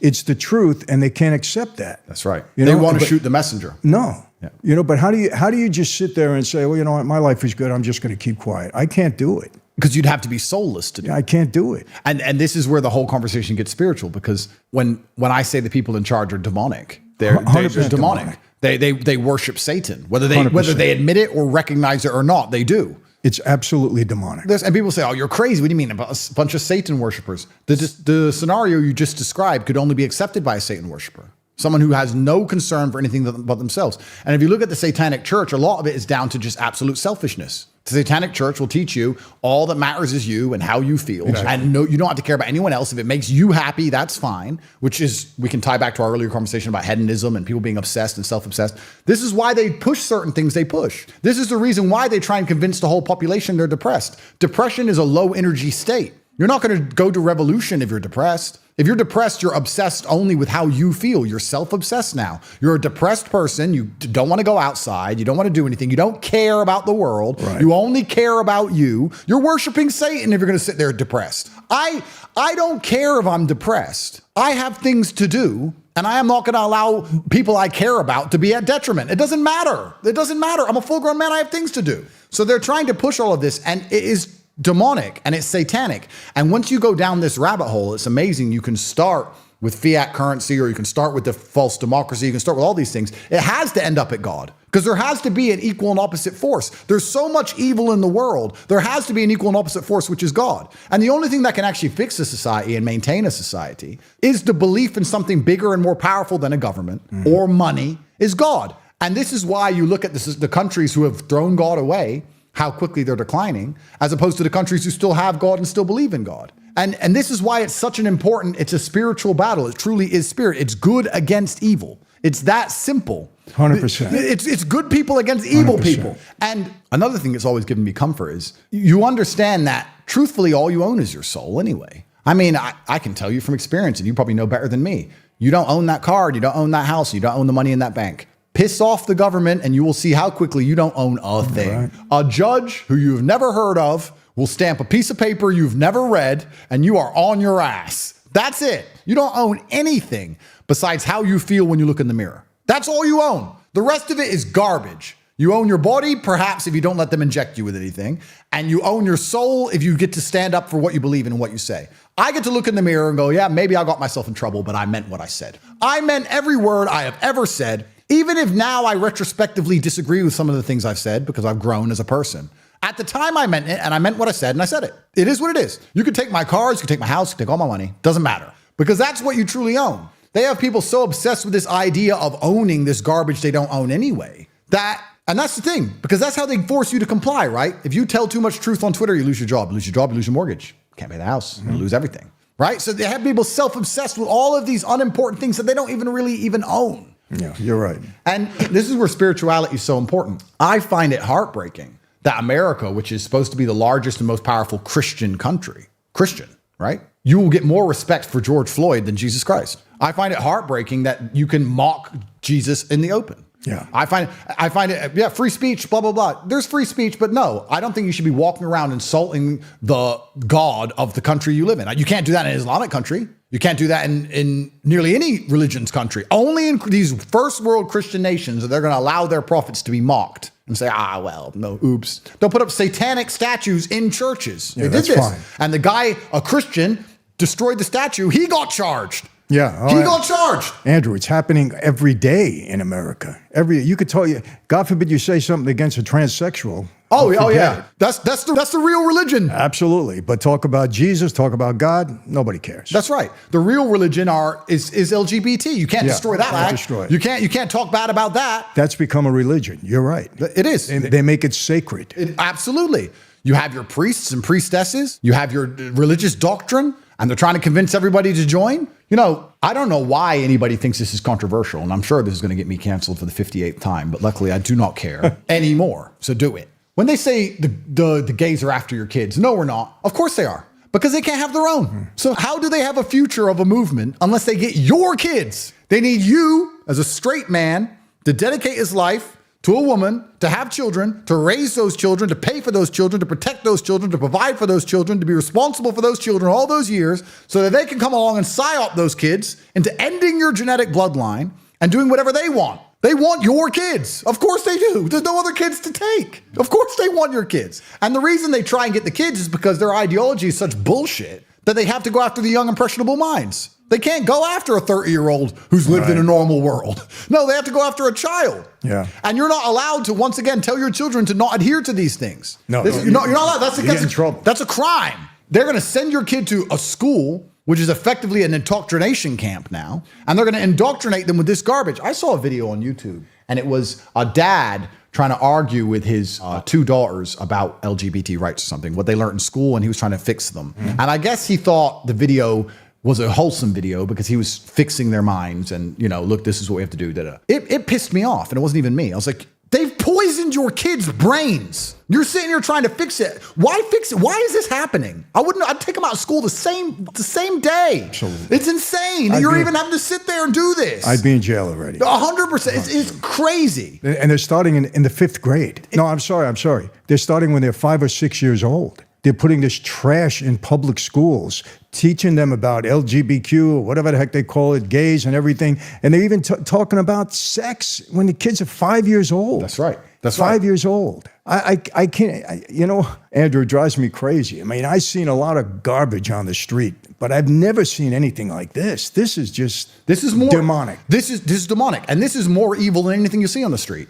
On the street, there's a guy involved in some business. He's involved with bad guys. He's a bad guy. Something happens, whatever. Kids, children trying to learn about math. It's truly demonic. The agenda is completely demonic and satanic, and it's anti-human. The reason they push this LGBT stuff so hard is because it's anti-human. It will reduce the population. People won't have kids. It'll divide the genders further. It will attack masculinity. It ticks a lot of boxes for them. What they want is they want machines in charge of everything. They want AI to come along. They want robots in charge. They want a slave class of people below the robots, and they want to tell the robots what to do. Things are bad enough now. Imagine when the police force is robotic. Yeah. Now, what are you going to do then? Terminator, Skynet. It's coming. It's coming. It's going to be over for humanity. We're in a large last period where people can stand up and say, we will not accept. And they're still sitting there going, maybe it'll be okay. It's not going to be okay if you don't do anything about it. It's funny because you talk about God. One of the guys I live with is a very devout Christian. We talk about, which you once were, right? Well, I was an atheist. Okay. And then I educated myself. And then I was a Christian for a while. But I think I reverted to that because I was raised Christian. So I was like, I believe in God again, so I'm a Christian. And then I read the Bible, and then I read the Quran.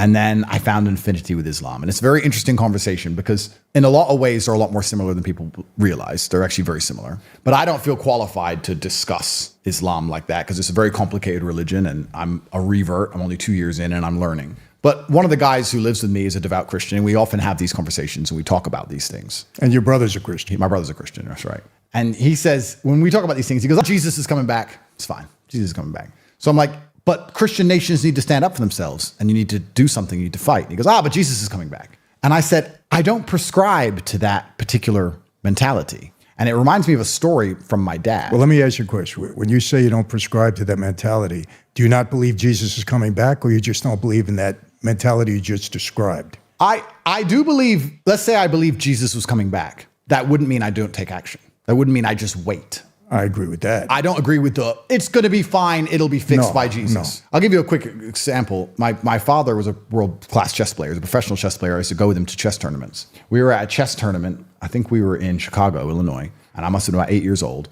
And Azerbaijani grandmaster turned up, and he looked visibly shaken. And he's from Azerbaijan, so he was not used to driving on ice. And he came in, and he looked visibly shaken, and my dad and his friends were standing there, all the chess players, and he said, what's the matter? And he goes, God just saved my life. God just saved my life. And we were like, what happened? He said, I was driving on the bridge, and I lost control on the ice, and I was heading towards the edge of the bridge, and the car wasn't responding, and I just closed my eyes, and I prayed to God, and I opened my eyes, and I stopped just before I went off the bridge. I broke the barrier. I nearly went off the bridge. God saved my life. God saved my life. And I remember my dad said, maybe God saved your life, but I wouldn't have taken my hand off the wheel. And that was his mentality. And I remember him saying, I was only 8. I remember him saying that and walking off. And I talked to him about it on the way home. What does that mean? He goes, well, God has a plan. That's great, but I'm going to do my very best while I'm here. And God will allow me to either succeed or he won't. So we could sit here and say, Jesus is coming back to save Christian nations. Yeah, perhaps. Perhaps you should stop letting yourself get punked all day and stand up and do something. Perhaps. I don't know. Maybe I'm wrong. But it truly breaks my heart when these things are happening. Well, no, you're right, because faith without works is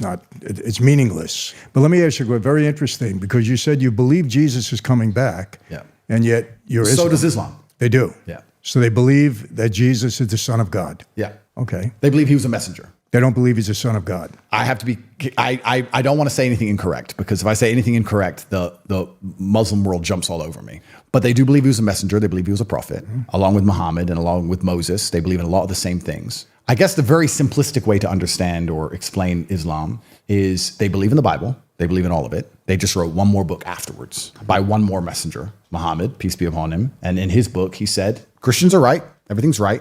But there's also this part. That's the very simplistic view of it. I don't think the problem is Islam versus Christian. I don't think the problem is God versus God. I think the main problem with the world today is godless versus believers. I think if you have somebody who believes in God, all the religions have a basic tenet of look after your family, do the right thing. God is watching. There is sin. There are some things more important than money. You know, like in Islam, we don't have usury, for example. There's no interest allowed. It says in the Quran, if you have a society based on interest and based on debt and based on banking, you're going to be controlled by evil. It says in the Quran in the 14th century. So like there's you have spiritual beliefs. And if you don't have any spiritual belief, you're only going to worship money. There's nowhere else to go, right? And if you worship money, you're corruptible. So I think that people who are spiritual as opposed to people who are atheistic is the main problem, because the atheists aren't even atheistic. They worship LGBT, money, government, feminism, abortion, whatever insanity. They have their religions. They're just evil. So there's no such thing as an atheist anyway. They just have completely insane religions. Right. I believe that people who believe in God versus people who don't is the main problem. I think a lot of the confusion, though, about Islam is a lot of the problems in the Western world are from migrants, perhaps, or from people who are from Islamic countries. So people have a problem with Islam, which I can understand. But I would argue that the problem there is not Islam. The problem is third worlders versus first worlders. Some of the first world Islamic nations are the most beautiful places on earth. Bahrain, Kuwait, Dubai, United Arab Emirates. These are gorgeous places with no crime. And you're going to see with no tax and the tallest buildings in the world, perfect roads, 0% tax rate. No tax. Yeah, no tax. Explain that, government. And they built these beautiful places and everyone's safe and society functions and everything's gorgeous. Obviously, you have third world Islamic nations with problems. You can go to Africa and find third world Christian nations. Yes. And you will see how they treat women. People say, oh, Islam's bad to women. We'll see how they treat women in Africa and Christian nations. You're right. It's third world versus first world. Let me ask you, is there a reason you were drawn more to Islam than Christianity?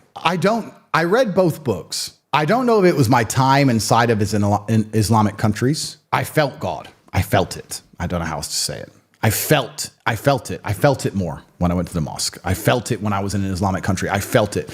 And I've analyzed this about myself heavily because I believe that feedback is how you get good at anything.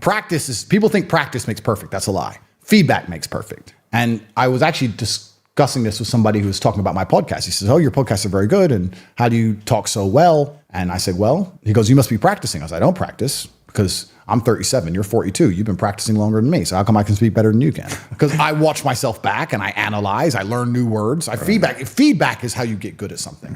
So I try to analyze my own state of mind all the time. And I try and work out, why did I feel like an Islamic society was closer to God than a Christian society? Is it because of what's in the book? Or is it because of the society I'm in? Is it because of the society? Maybe. And I'm just being perfectly brutally honest here. Maybe when I look at a religion, I say, well, if a religion, what's the primary goal of a religion? Is it to save souls? Yes. But also, wouldn't you argue the primary goal of religion is to preserve a society to a degree? If Islam can preserve Islamic societies, if women are women, if men are men, if even in war zones, even you can look at the worst countries on the planet today, they're Islamic countries. If they're still all praying, they're still all with their wives, they're still all feeding. God is the only thing they've got. They don't have anything else. They're not afraid to die for what they believe in. God is all they've got left. You know what's interesting? Someone said to me, they said, imagine when you look at movies and you see a post-apocalyptic Christian country. You see riots, you see looting, you see all these things, right? He goes, there's a bunch of Islamic countries right now that are already post-apocalyptic. You don't see any of that because they believe in God.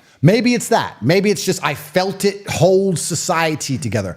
And I'm not going to sit here and argue that I'm right. I'm not going to argue against Christianity at all. I respect Christianity. I was raised Christian. I have absolute respect for Christians. My brother's a Christian. I'm not going to sit and say that I'm right and anyone else is wrong. I'm just saying perhaps it's as simple as if I send my children to school in Dubai, 99% of the problems we've talked about, I don't have to worry about anymore. Maybe it's that simple. It's like, okay, boom. Let me tell you the one thing that separates Christianity that's scary to everything else on earth, in my view. If Christians are right, and the only way to get to heaven, which I know you believe in, we believe in heaven and hell, is through Jesus Christ, then every other religion could be good. There's no question about that. But the separation is that if you don't believe Jesus is the Son of God, that's right, then you don't get to heaven. That's right. And that's scary. Yeah. And you know, when I was in the hole, I kind of challenged God at that moment, you know, because my wife was Christian, my mother-in-law Christian. They were telling me, and I didn't have time for that. But now I'm getting in there, and you know what I developed, Andrew? I developed a healthy fear of hell. Yep. You're in the hole. If this is it, if this is the rest of eternity like this, only a million times worse, and even if it isn't worse, this is it. Yeah. I'm here alone by myself, separated from everyone I love, and this is it. Eternal nothing. I said, I need to find out what's true. And at that point in time, I had my Bible in there. I had my wife send me every book you can imagine. Christian faith, Hindu, everything. I was reading everything. And for me, the separation was, okay, all of this makes sense. But if Jesus is the only way to heaven and I reject that, then no matter how good I am, no matter what else I do, I'm going nowhere. This is going to be eternity for me. That's right. So this is the separation. And I think people have to make that choice. It's a super interesting conversation, and I can't wait. I'd love for us to do a podcast in a couple more years when I've read them both a couple more times, and I know I have more to learn. This is on one subject where I'm 100% a student. But remember this, the only thing I'm going to tell you, I'm sure your brother told you this. Every day. Everything could be right, 100%, million good people, the countries are good, everything, and you know what? You know, you're more safe in a country. The United States is not safe anymore. Yeah. There's a lot of Christians there, a lot of people that profess to be Christians but really aren't Christians. Because you can say you're a Christian, but if you're living in a pattern of sin, if you're not living like a Christian, you're not a Christian. Doesn't matter. But that's the one separation. I understand. And that's important. And that's something you really need to figure out and think about. Because if he is the only way to heaven, no matter how good you are, no matter how great the country is, doesn't matter. How religious is the mob? How what? How religious is the mob? You know, the funny thing, guys used to go to church. I mean, I grew up a Catholic from kindergarten right through high school. I was an altar boy the whole bit. But for me, Catholicism was like a subject in school. You know, a lot of rules, a lot of regulations. You're going to hell, you don't do this. It was like, okay, I got it, okay? But don't bother me with it right now, you know? But yet you see guys that, you know, maybe last night they had to kill somebody, and then on Ash Wednesday they got ashes on their head. I always thought that was kind of ironic, but you saw a lot of that. You know, did they truly believe? Yeah. They believed in God, yeah. They believed in God, no question about it. But did they act that way? No. How did they reconcile that? How did they put the two together? I'll tell you how we reconcile it. You know, Halloween night, 1975, I take a blood oath, you know, and I devote my life to the Mafia, Cosa Nostra. And when you take that oath, you say this: no matter what, this comes first before anything else in my life. If your mother is sick and dying, you're at her bedside, we call you, you got to leave your mother and go there. That's the commitment you're making, right? Okay. So you're told straight out, you make a mistake, we have policy in that life. You never mess with anybody's wife, daughter, sister, mother. Yep. Death. Yeah. You sell drugs right now, you're going to die. During my era, you weren't allowed to deal with drugs. It was a great rule. Couldn't do it, all right? Were guys doing it on the side, sneaking around? Yeah, but you couldn't do it, right? And they tell you straight out, you break a rule, your best friend may walk you into a room and you don't walk out again because you can't violate the rules. Yep. Okay, so that's what you live by, and you get it. So that you justify certain things. Well, this guy broke the rule. I'll tell you what happened to me one night, Andrew. In that life, you're always going to be put on a spot at some point in time. So there was, without getting into the whole story, because I've said it so many times, I was walked into a room one night, didn't know if I was going to walk out again. Was I scared? You bet, because I knew the experience. I was a captain at that point. I was scared. People said, why didn't you cut and run? It was robotic at that point. Hey, if this is it, this is it. You know, gonna die, I'm gonna die. I had to walk down the stairs into a basement apartment. When that door opened, I knew the setup. I said, this might be my last breath. I don't know how I didn't faint. I'm going to be honest with you. I'm not a scary guy. I could live up to things. But anyway, I'm here. It worked out. But I get in the car with the guy that drove me there, who was my best friend, good friend. I knew him my whole life. And when I got in the car, he had driven me there. And I was ready to blast him. I was saying, you didn't prepare me for any of this, right? And he said, Mike, stop. Before you say anything, he said, this could have been real serious. You held yourself in there really well tonight. Could have been a problem. Now, he says that to me. I said, you knew that? You're driving me possibly to my death. You're my good friend. I know you my whole life. You do that to me? And he turned around, he looked at me, he said, if it was the other way around, would you have told me? And I said, no. He said, it's the life we lead, right? So, but that's, you're so programmed that even if your best friend violates something, you're gonna take that guy out. But you justify it. Well, he knew the rules. Shouldn't have broke the rules. I knew the rules. Tried to get away with it. Didn't get away with it. The problem is there's a lot of treachery in that life. People die for other reasons, politics, the whole bit. You know, a lot of stuff happens. But, you know, you justify what you're doing. So even if you're a Catholic, okay, well, listen, we both played by the rules. This guy knew it, that guy. So what I did wasn't bad. Yep. We're a disciplined society. We're men. We act like men. Yep, we're not supposed to break the rules. So you justify it. Even though the 10 Commandments, murder is murder. Well, in my case, it's okay. You can't justify it. But you do. So were guys religious? I mean, they still could have killed somebody and still believe they were religious because he broke the rule. Yeah, it's interesting. I know exactly what you're saying. I know exactly what you're talking about. I have some questions. I don't know if you can answer them. Sure. But I want to ask. What did you do with all that money? What did you spend it on? Why is that one of the first questions I get asked? If you're making all that money, it's the 80s, 90s, whatever it is. What do you spend it on? I don't know. What do you even buy? Well, you know, I had 3 homes. And I had a house in Florida, a house in New York, a house in California. I had my own jet plane. Yeah. You're familiar with that. Yeah. I had a helicopter. Yeah. I had 3 boats, you know. So I spent money, you know, I did at that time. But I was young and I was enjoying it. But listen, you know how they exaggerate and they lie, right? There was a story out in, I think it was the Long Island Press, said that I made $2 billion, you know, that we defrauded the government out of $2 billion and all this stuff. It wasn't that much. Yeah. A lot of money, but it wasn't that much. But, you know, listen, everybody believes, they wrote a book about an investigator that tried to find where I had my money buried, or I shouldn't say buried, but in different banks around the world. And they couldn't find it. And they actually wrote a book, and the investigator that hired him. I mean, they got a bunch. They got, probably 50, 60 million from me, but I'm not going to answer any more. I understand completely. You got about as much out of me as you're going to get. I understand completely. I completely understand. I know exactly what you're saying. I understand you, sir. I understand. Yeah. It's kind of, I don't know. The reason I asked that question is I don't know if the world was easier then than it is now. But if you have any money now, trying to keep hold of it. I don't trust the banks. Listen, what happens in America? Just what happened 2 years ago. Thursday afternoon, I forget the name of the bank. I didn't have any money in that bank. Everything is fine. The bank manager gets on, the CEO of the bank, on Thursday afternoon. Don't worry about it. These are all nonsense. Not so. Your money is safe, 100%. Friday morning, the bank goes under. Yep. They lie to you. Yep. You can't trust these people. Yep. Stock market, the same thing. I know. I mean, I had guys, that we were doing things with penny stocks and everything back then. So I don't trust these people. I'm not saying, you don't want to throw the blanket over everybody. Yeah. But does stuff go on, Does stuff go on like that? Are these people dishonest? 100%. Yep. Why do you want to trust them? It's true, and it's getting harder and harder to... the reason I asked the money question is because 80s, 90s might have been a different game. But in the world today, especially if you make any money, it's very difficult to get hold of. You can't hide it. It's very difficult. You can't hide it. That's right. And if they want to get it, they can find the right piece of paper to take it off you. 100%. And plus the paper money today in our country, it could be worthless tomorrow morning. That's right. You could be putting money in your basement. It could be worthless tomorrow morning. We're not far off. No. I think the American dollar's lost 25% of its purchasing power since 2020. And they're just printing. That's their answer to everything, is just to print more money for this endless... Yeah, and there's nothing to back it up. That's right. Endless around the world. The only thing they have is violence and threats. That's right. Everything comes back down to violence and threats. Yeah, the world's a certainly interesting place. Where do you think we're going? I'm the opposite of you. Okay. In that I'm a very optimistic guy.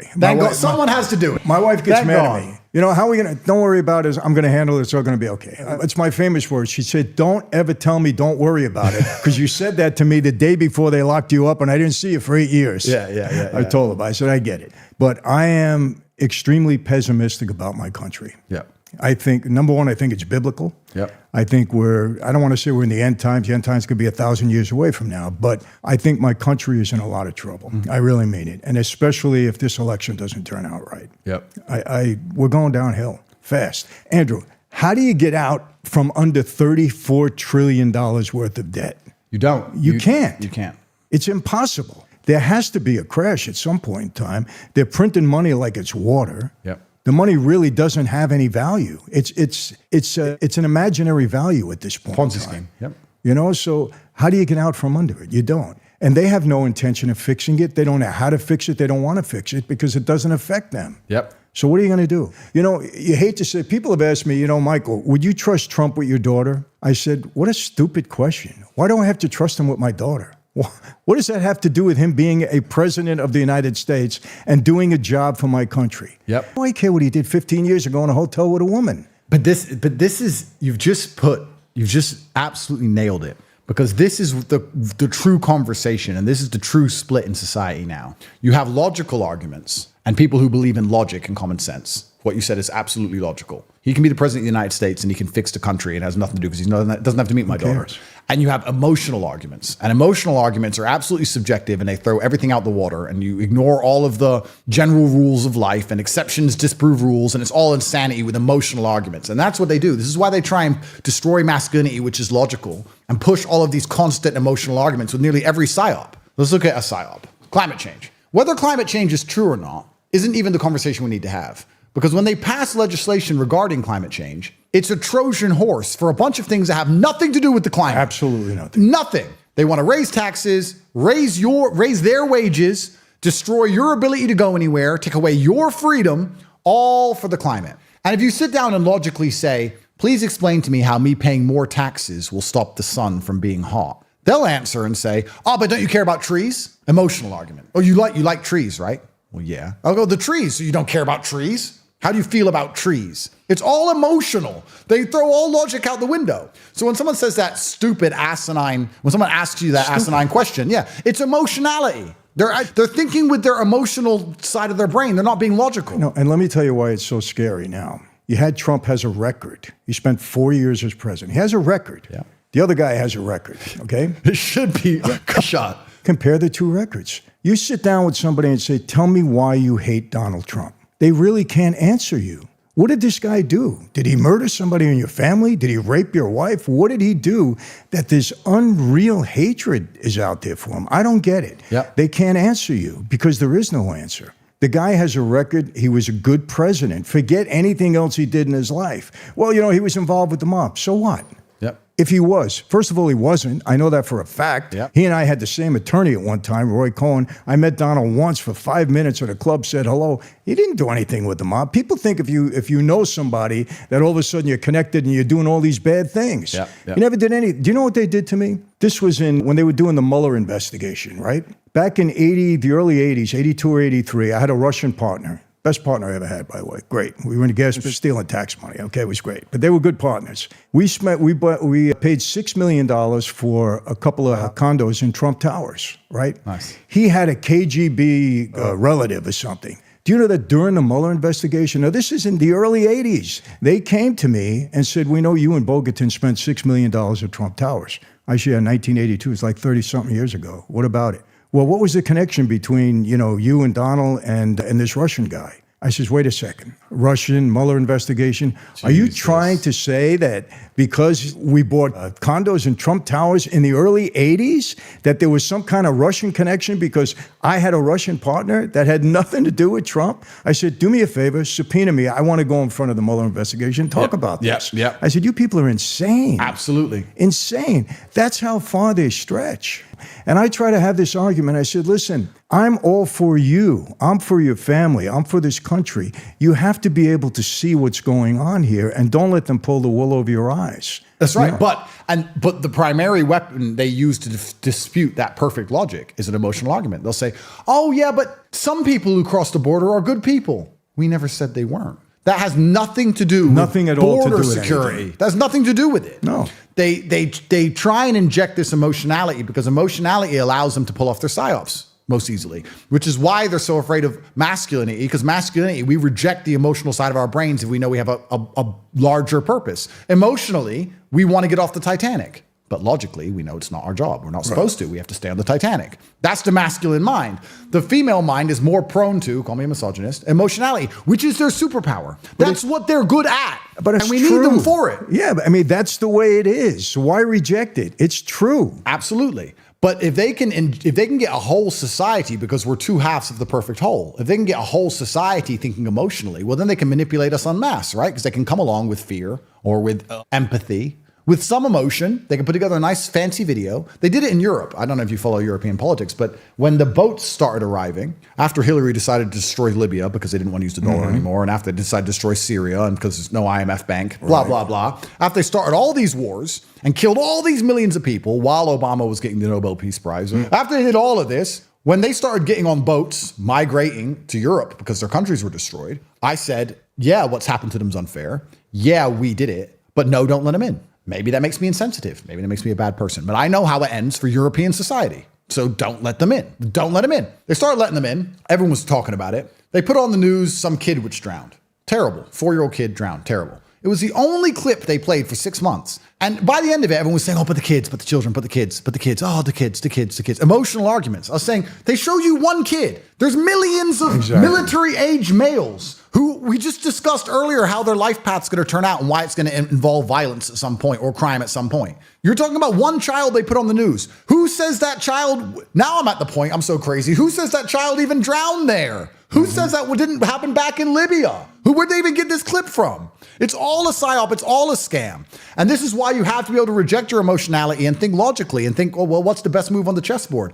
But this is why they try and push emotional arguments into everything. All this LGBT crap is emotional arguments. I'm sorry, that individual has a penis. That's a man. Oh, but they feel like a girl. I don't care how they feel. It doesn't matter. It doesn't matter. But the people who adhere to it are like, but the feelings hold paramount. The feelings don't hold paramount. There's right and there's wrong, and there's true and there's false. Insanity. And it's insanity. And this is the society they want that's completely emotionally led, because once they have everybody absolutely emotional, then what they're going to do is come along and scare us. which is what they always do. They proved it during COVID. A severe winter of illness and death. Be afraid. And that's coming again now. Now it's bird flu. Oh, yeah. They're already starting to, plant those seeds, getting people nervous about it. Or climate change. Yeah. There's people standing in roads right now saying, we're all going to die in 10 years. They said that 10 years ago. Yeah. Why do they pass these laws saying that for climate change, X, Y, Z, put up their wages and buy beachfront property if they're so scared of the ocean? Yeah. How does that work? They're closest to the ocean. They're building. How come the banks have no problem doing 100-year leases, 100-year mortgages, or 100-year loans for beachfront condos? Right? They don't seem to be scared the ocean's coming. If it's gone in 12 years. The whole thing is the biggest psyop scam. And we're now at a point with government and authority, it's actually kind of scary, where you can't trust them to make a law on anything because every single law they pass is Trojan horsed.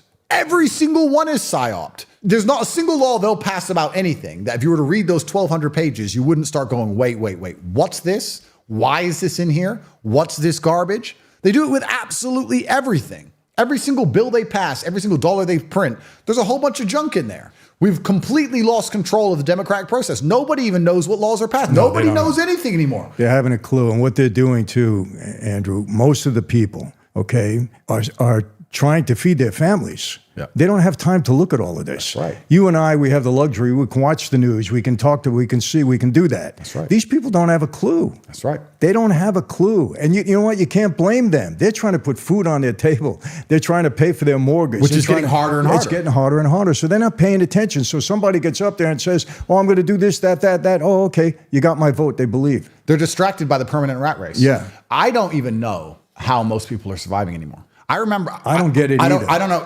And I've looked at a bunch of statistics about the oncoming financial crash, and they're saying that most people aren't. Most bills are unpaid. Credit card debt's higher than ever. Yeah, car default's higher than ever. Mortgage default higher than ever. It's all about to blow up like 2008. But I think back to when I was, say, 21 or 22. My brother had a job. I had a job. Both low-income jobs. We both made about $1,000 a month. We had $2,000.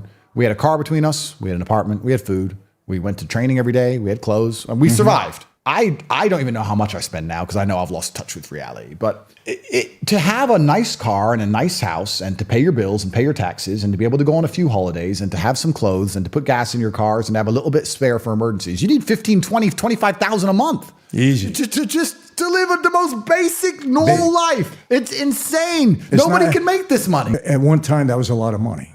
You'd be a very rich man on 20 grand a month. You're surviving now on that. It's absolutely crazy how quickly we compete. You go deeper down the rabbit hole, you realize the only reason we're still competing is because we can print the dollar and we can game the financial system and we can lie and cheat and we can print these dollars because we're the global reserve currency. How long is that going to last? Who knows? But I guess the thing that's interesting to me is, and I'd be interested in your point of view on this, how does American social and societal collapse look? Because in other countries, when society collapses, I feel like they have something to a degree that unifies them, even if it's just a homogeny of their race or their color. I'll give you a very quick example. When I first moved to Romania 8 years ago, I said, there was two girls walking to the park at 3 a.m. I was on my way home from a nightclub, and I was talking to the taxi driver, and I said, in London, girls don't walk alone at night, but is it normal here for girls to walk alone at night? And he said, those are Romanian girls. A Romanian man wouldn't hurt a Romanian girl.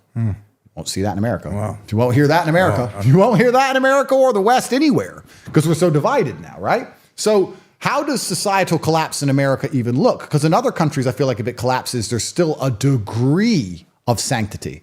Let's look at Russia, Ukraine. My opinion on that is semi-controversial. I totally understand why Putin did what he did. They try and say he's a bad guy. They always do that on the news. If you actually look at the history of it, he defended Russia. He may have attacked first, but he was defending himself. Blah, blah, blah. Ukraine has been getting hammered with these missiles, and they've lost their electricity, and they've been getting destroyed, and they're losing this war, and they're never going to win in a million years. Everyone knows it. They're a NATO puppet. We're sending their men to die to try and influence Russia, blah, blah. It's a whole different argument. Has Ukraine had any mass riots? Any mass looting? They're at war. There's no police force. Everyone's standing in line with their hyperinflated currency, buying food in line. There's civil law and order because they're unified by God, and they're unified by their belief and love for Ukraine. In America, if there's a tornado or a flood or anything, what ends up happening? Looting. Within 5 minutes. Within 5 minutes, it's just like, oh, crime, straight back to crime. Like America can't handle, America's so fragile societally, it can't handle any struggle. It's falling apart with privilege. How's it going to survive with struggle. The eclipse that just happened a month ago or whatever. I saw on Twitter, they're saying the eclipse, there's a warning, stay in your house because of the eclipse. And I said, Tristan, isn't it crazy that a country has to warn people that if it gets dark for 2 minutes, crime might happen? Yes. If the sun goes down, crime will happen. Yes. It happens every day. But if it happens at a different time of day, society will break down. That doesn't happen anywhere else. Do you think when there's an eclipse over Thailand or Russia, they all start panicking and putting the military on the street? It doesn't matter. It's an eclipse. Okay, cool. Back to work, back to life. America's so fragile that I'm very interested in what your view on what the implosion will look like, because I think it's going to be worse than nearly anything we've ever seen. Yeah. There's unfortunately we have forces in America now that hate America. Just hate America, and they're very vocal about it. Nothing happens to them. You can say it, you know. Let me tell you, for me, we are becoming a godless society. And when God is taken out of anywhere, and there's no belief in there, the country falls apart. That's what's happening now. He's being chased out. Yep. Can't talk about him. You can't mention him. Yep. If you go out and protest in front of an abortion clinic, you get locked up. And when I mean protest, just sit there and read the Bible to somebody. Yep. You go to jail for that. Yep. They lock you up for that. With free speech in a free country. Free speech in a free Christian country. At the parade we had a parade. Do you know that they're walking around the LGBTQ? I don't even know the number, the alphabet, right? Do you know that they're in drag with practically no clothes on? This is a parade with families there. Yep. And they're doing all of this stuff right out in the open, and it's okay. If you say anything wrong about it, you get in trouble for it. Oh, it's a Trojan horse. It's a Trojan horse for sexual perversion. Yeah, so it's happening. The country is just, there's nothing there holding it together anymore. Yeah. There's really no national pride. Yeah. And if there is national pride, they're fighting against those that have no national pride. That's right. So you see these two forces. So because you're right, people are justified in their anger, but they want anger because they want us against each other. It. There has to be, if we had to solve the world, and we come back to God because it's the easy answer, but there has to be something to unify people. Because there used to even just be the unity of everyone. You used to be able to say something simple like, having children is beautiful. Love your children. Something as simple as that will get you backlash now. You can sit and say, women should want to find a man they love and have children. Try and say that online. You're a misogynist. They'll go nuts. Right. They'll go that's nuts misogyny for that. now. You can't even, I really truly believe, and this is one of the things I find most interesting about American politics. It's the only country in the world where I've seen the subject of abortion so heavily politicized, whether in other countries it's legal or illegal, whatever. But there are people marching around demanding the ability to murder their own kids. And whether you believe in abortion or not, it's not even the argument. I'm saying there are people who will decide who leads their country economically, militarily, the leader of their nation, all based on whether someone in some other state can kill their own kid or not. Yeah.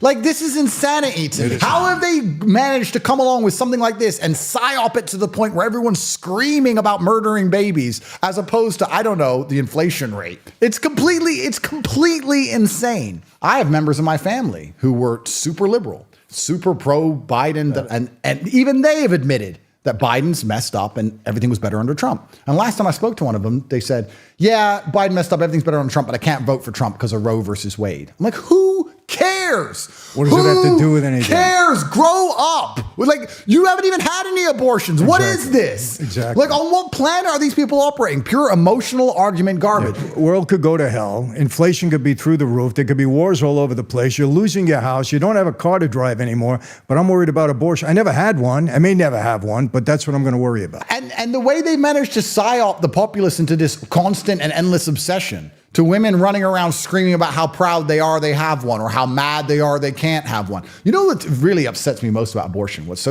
insane about it is it's not like getting pregnant is like catching cancer where you can't help. You can stop yourself getting pregnant. Of course.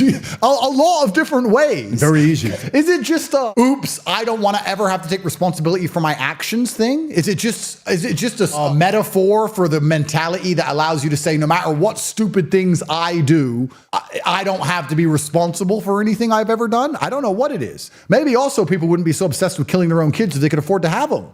Maybe if you fix the inflation rate and you fix the fact that people can't buy homes and you fix the country, people might be more interested in keeping their own children. I don't know, maybe. Plus the big lie is that it's a women's health issue. Why is it a women's health issue? I've had 7 kids. Yeah. The health of the mother was never an issue. Yeah. They say it's women's health. It has nothing to do. Now, if there is a case when, and this is rare, when it's the mother's life or the child's life, Yep. okay.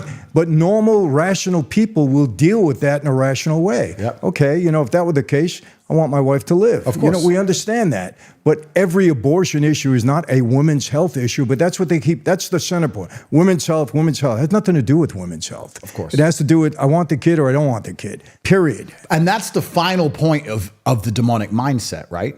We talked earlier about selfishness. They're convincing young women to be so selfish, so self-obsessed, that they're proud of murdering their own children that they created, that they could have prevented even beginning to grow, and then putting on a t-shirt, look what I did, I'm a good person. Yeah. Like the absolute end state of the slave mind, the absolute end state of demonic. When I see this insanity, only in America, in any other country in the world that abortion's legal in, it's never celebrated. No matter how fallen some of these other countries are, even America, even maybe UK, I'm not sure. But if you were to go to Italy, France, or any of these other Western nations, if a woman has an abortion, it's a very unfortunate, unhappy event, and that's it. There's none of this celebration of it. There's none of this happy, look what I did. It's crazy how far the psyop has gotten in. This is another thing that might get me in a little bit of trouble, but this is where I think men have failed society so much, because evolutionarily, I don't know if you've ever read the book War Brides, but it was about French women who ended up marrying German soldiers. And it was saying that the Germans kicked the French, they beat them. Mm-hmm. And across 3 or 4 years, the French women, even though the Germans had killed their husbands, the Germans had money, they had provision, they were the power structure, they were respected, they were feared, they had wages. The French men didn't have anything if they were alive. And all the French women ended up going with the German men. And it's talking about how the power of these men were attractive, and no matter how much they were resentful for the fact they killed their husband, over time, women are more likely to just adhere to power structures because they can't defend themselves. So their self-preservation strategy is to adhere to a power structure.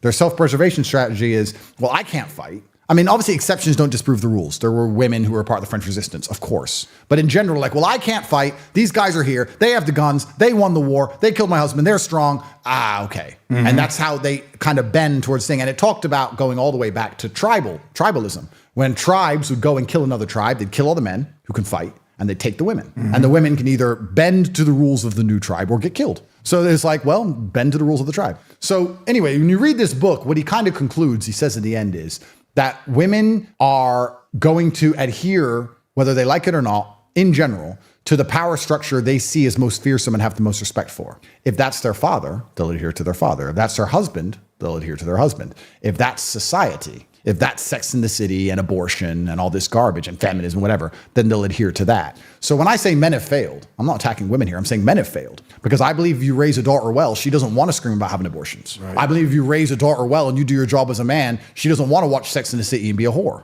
I don't think she wants to do that. I think if you're a good father, these things won't happen. So I think men are failing. I can even say now, you can call me a misogynist. They'll cut this up and call me a horrible person. If my girlfriend put something on TV, she wouldn't ever. But let's say she put Sex in the City on, I'll say, turn that crap off. Why? Because it's crap and I don't want to see it and you're not going to watch it. Turn it off. It's my job to protect your mind, to protect you physically and mentally. It's my job to protect. That's my job. I'm protecting you from all the garbage, and that's what I'm going to do. We agree on that. 100%. Why do you want to put trash in somebody's mind? Just because somebody produces something, that doesn't mean we have to accept it or say it's great. Yeah, bring it into my house. I love it.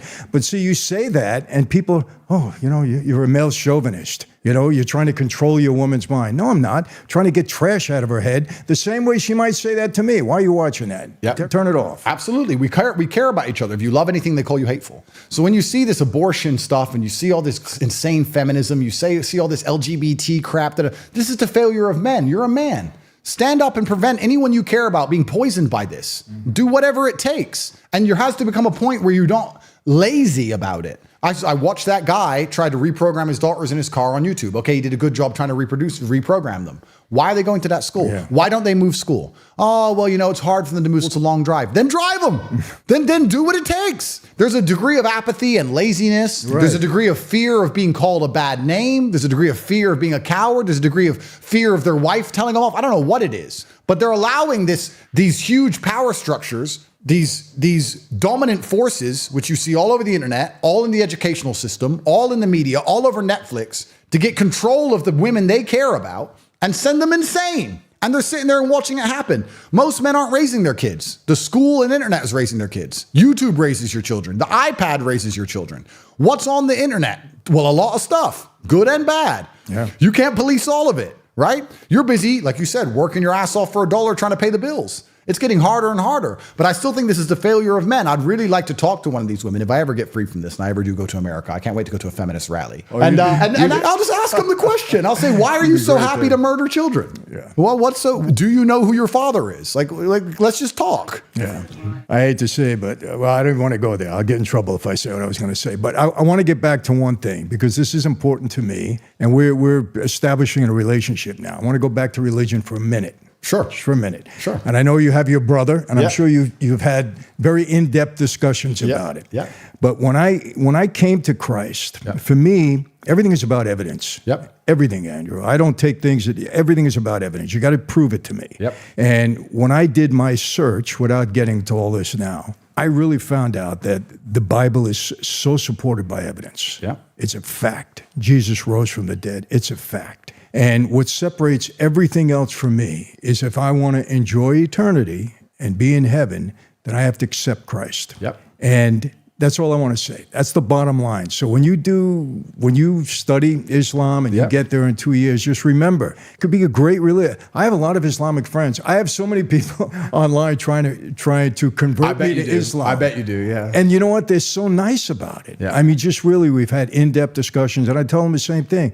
I respect, so many of you I respect, so many I met in prison, they carry themselves best in prison. They really would. Them and Christians too, but they carry themselves well all the time. I said, but there's a separator for me. Either I believe in Jesus or I don't. Yeah. Either I get into heaven or I don't. That's it. And for me, I'm convinced. And I tell people, listen, I'm by far not the best Christian out there. I still have, old thoughts in mind, and sometimes I act on them, sometimes I don't. But my faith is rock solid. Yeah. And it's rock solid, built on evidence. I want to leave you with that. Okay? And that's a perfect way to end because, like I said, Bailey, who I live with, is a devout Christian. My brother as well. They're trying to say the same things, and I'm open to learning. I don't want to be a closed-minded. I will come to my conclusions, and God will lead me where He leads me, and I'm open to it, and I love to hear it, and I have absolute respect for Christianity. I really do. Thank you, friend. Thank you. Thank you.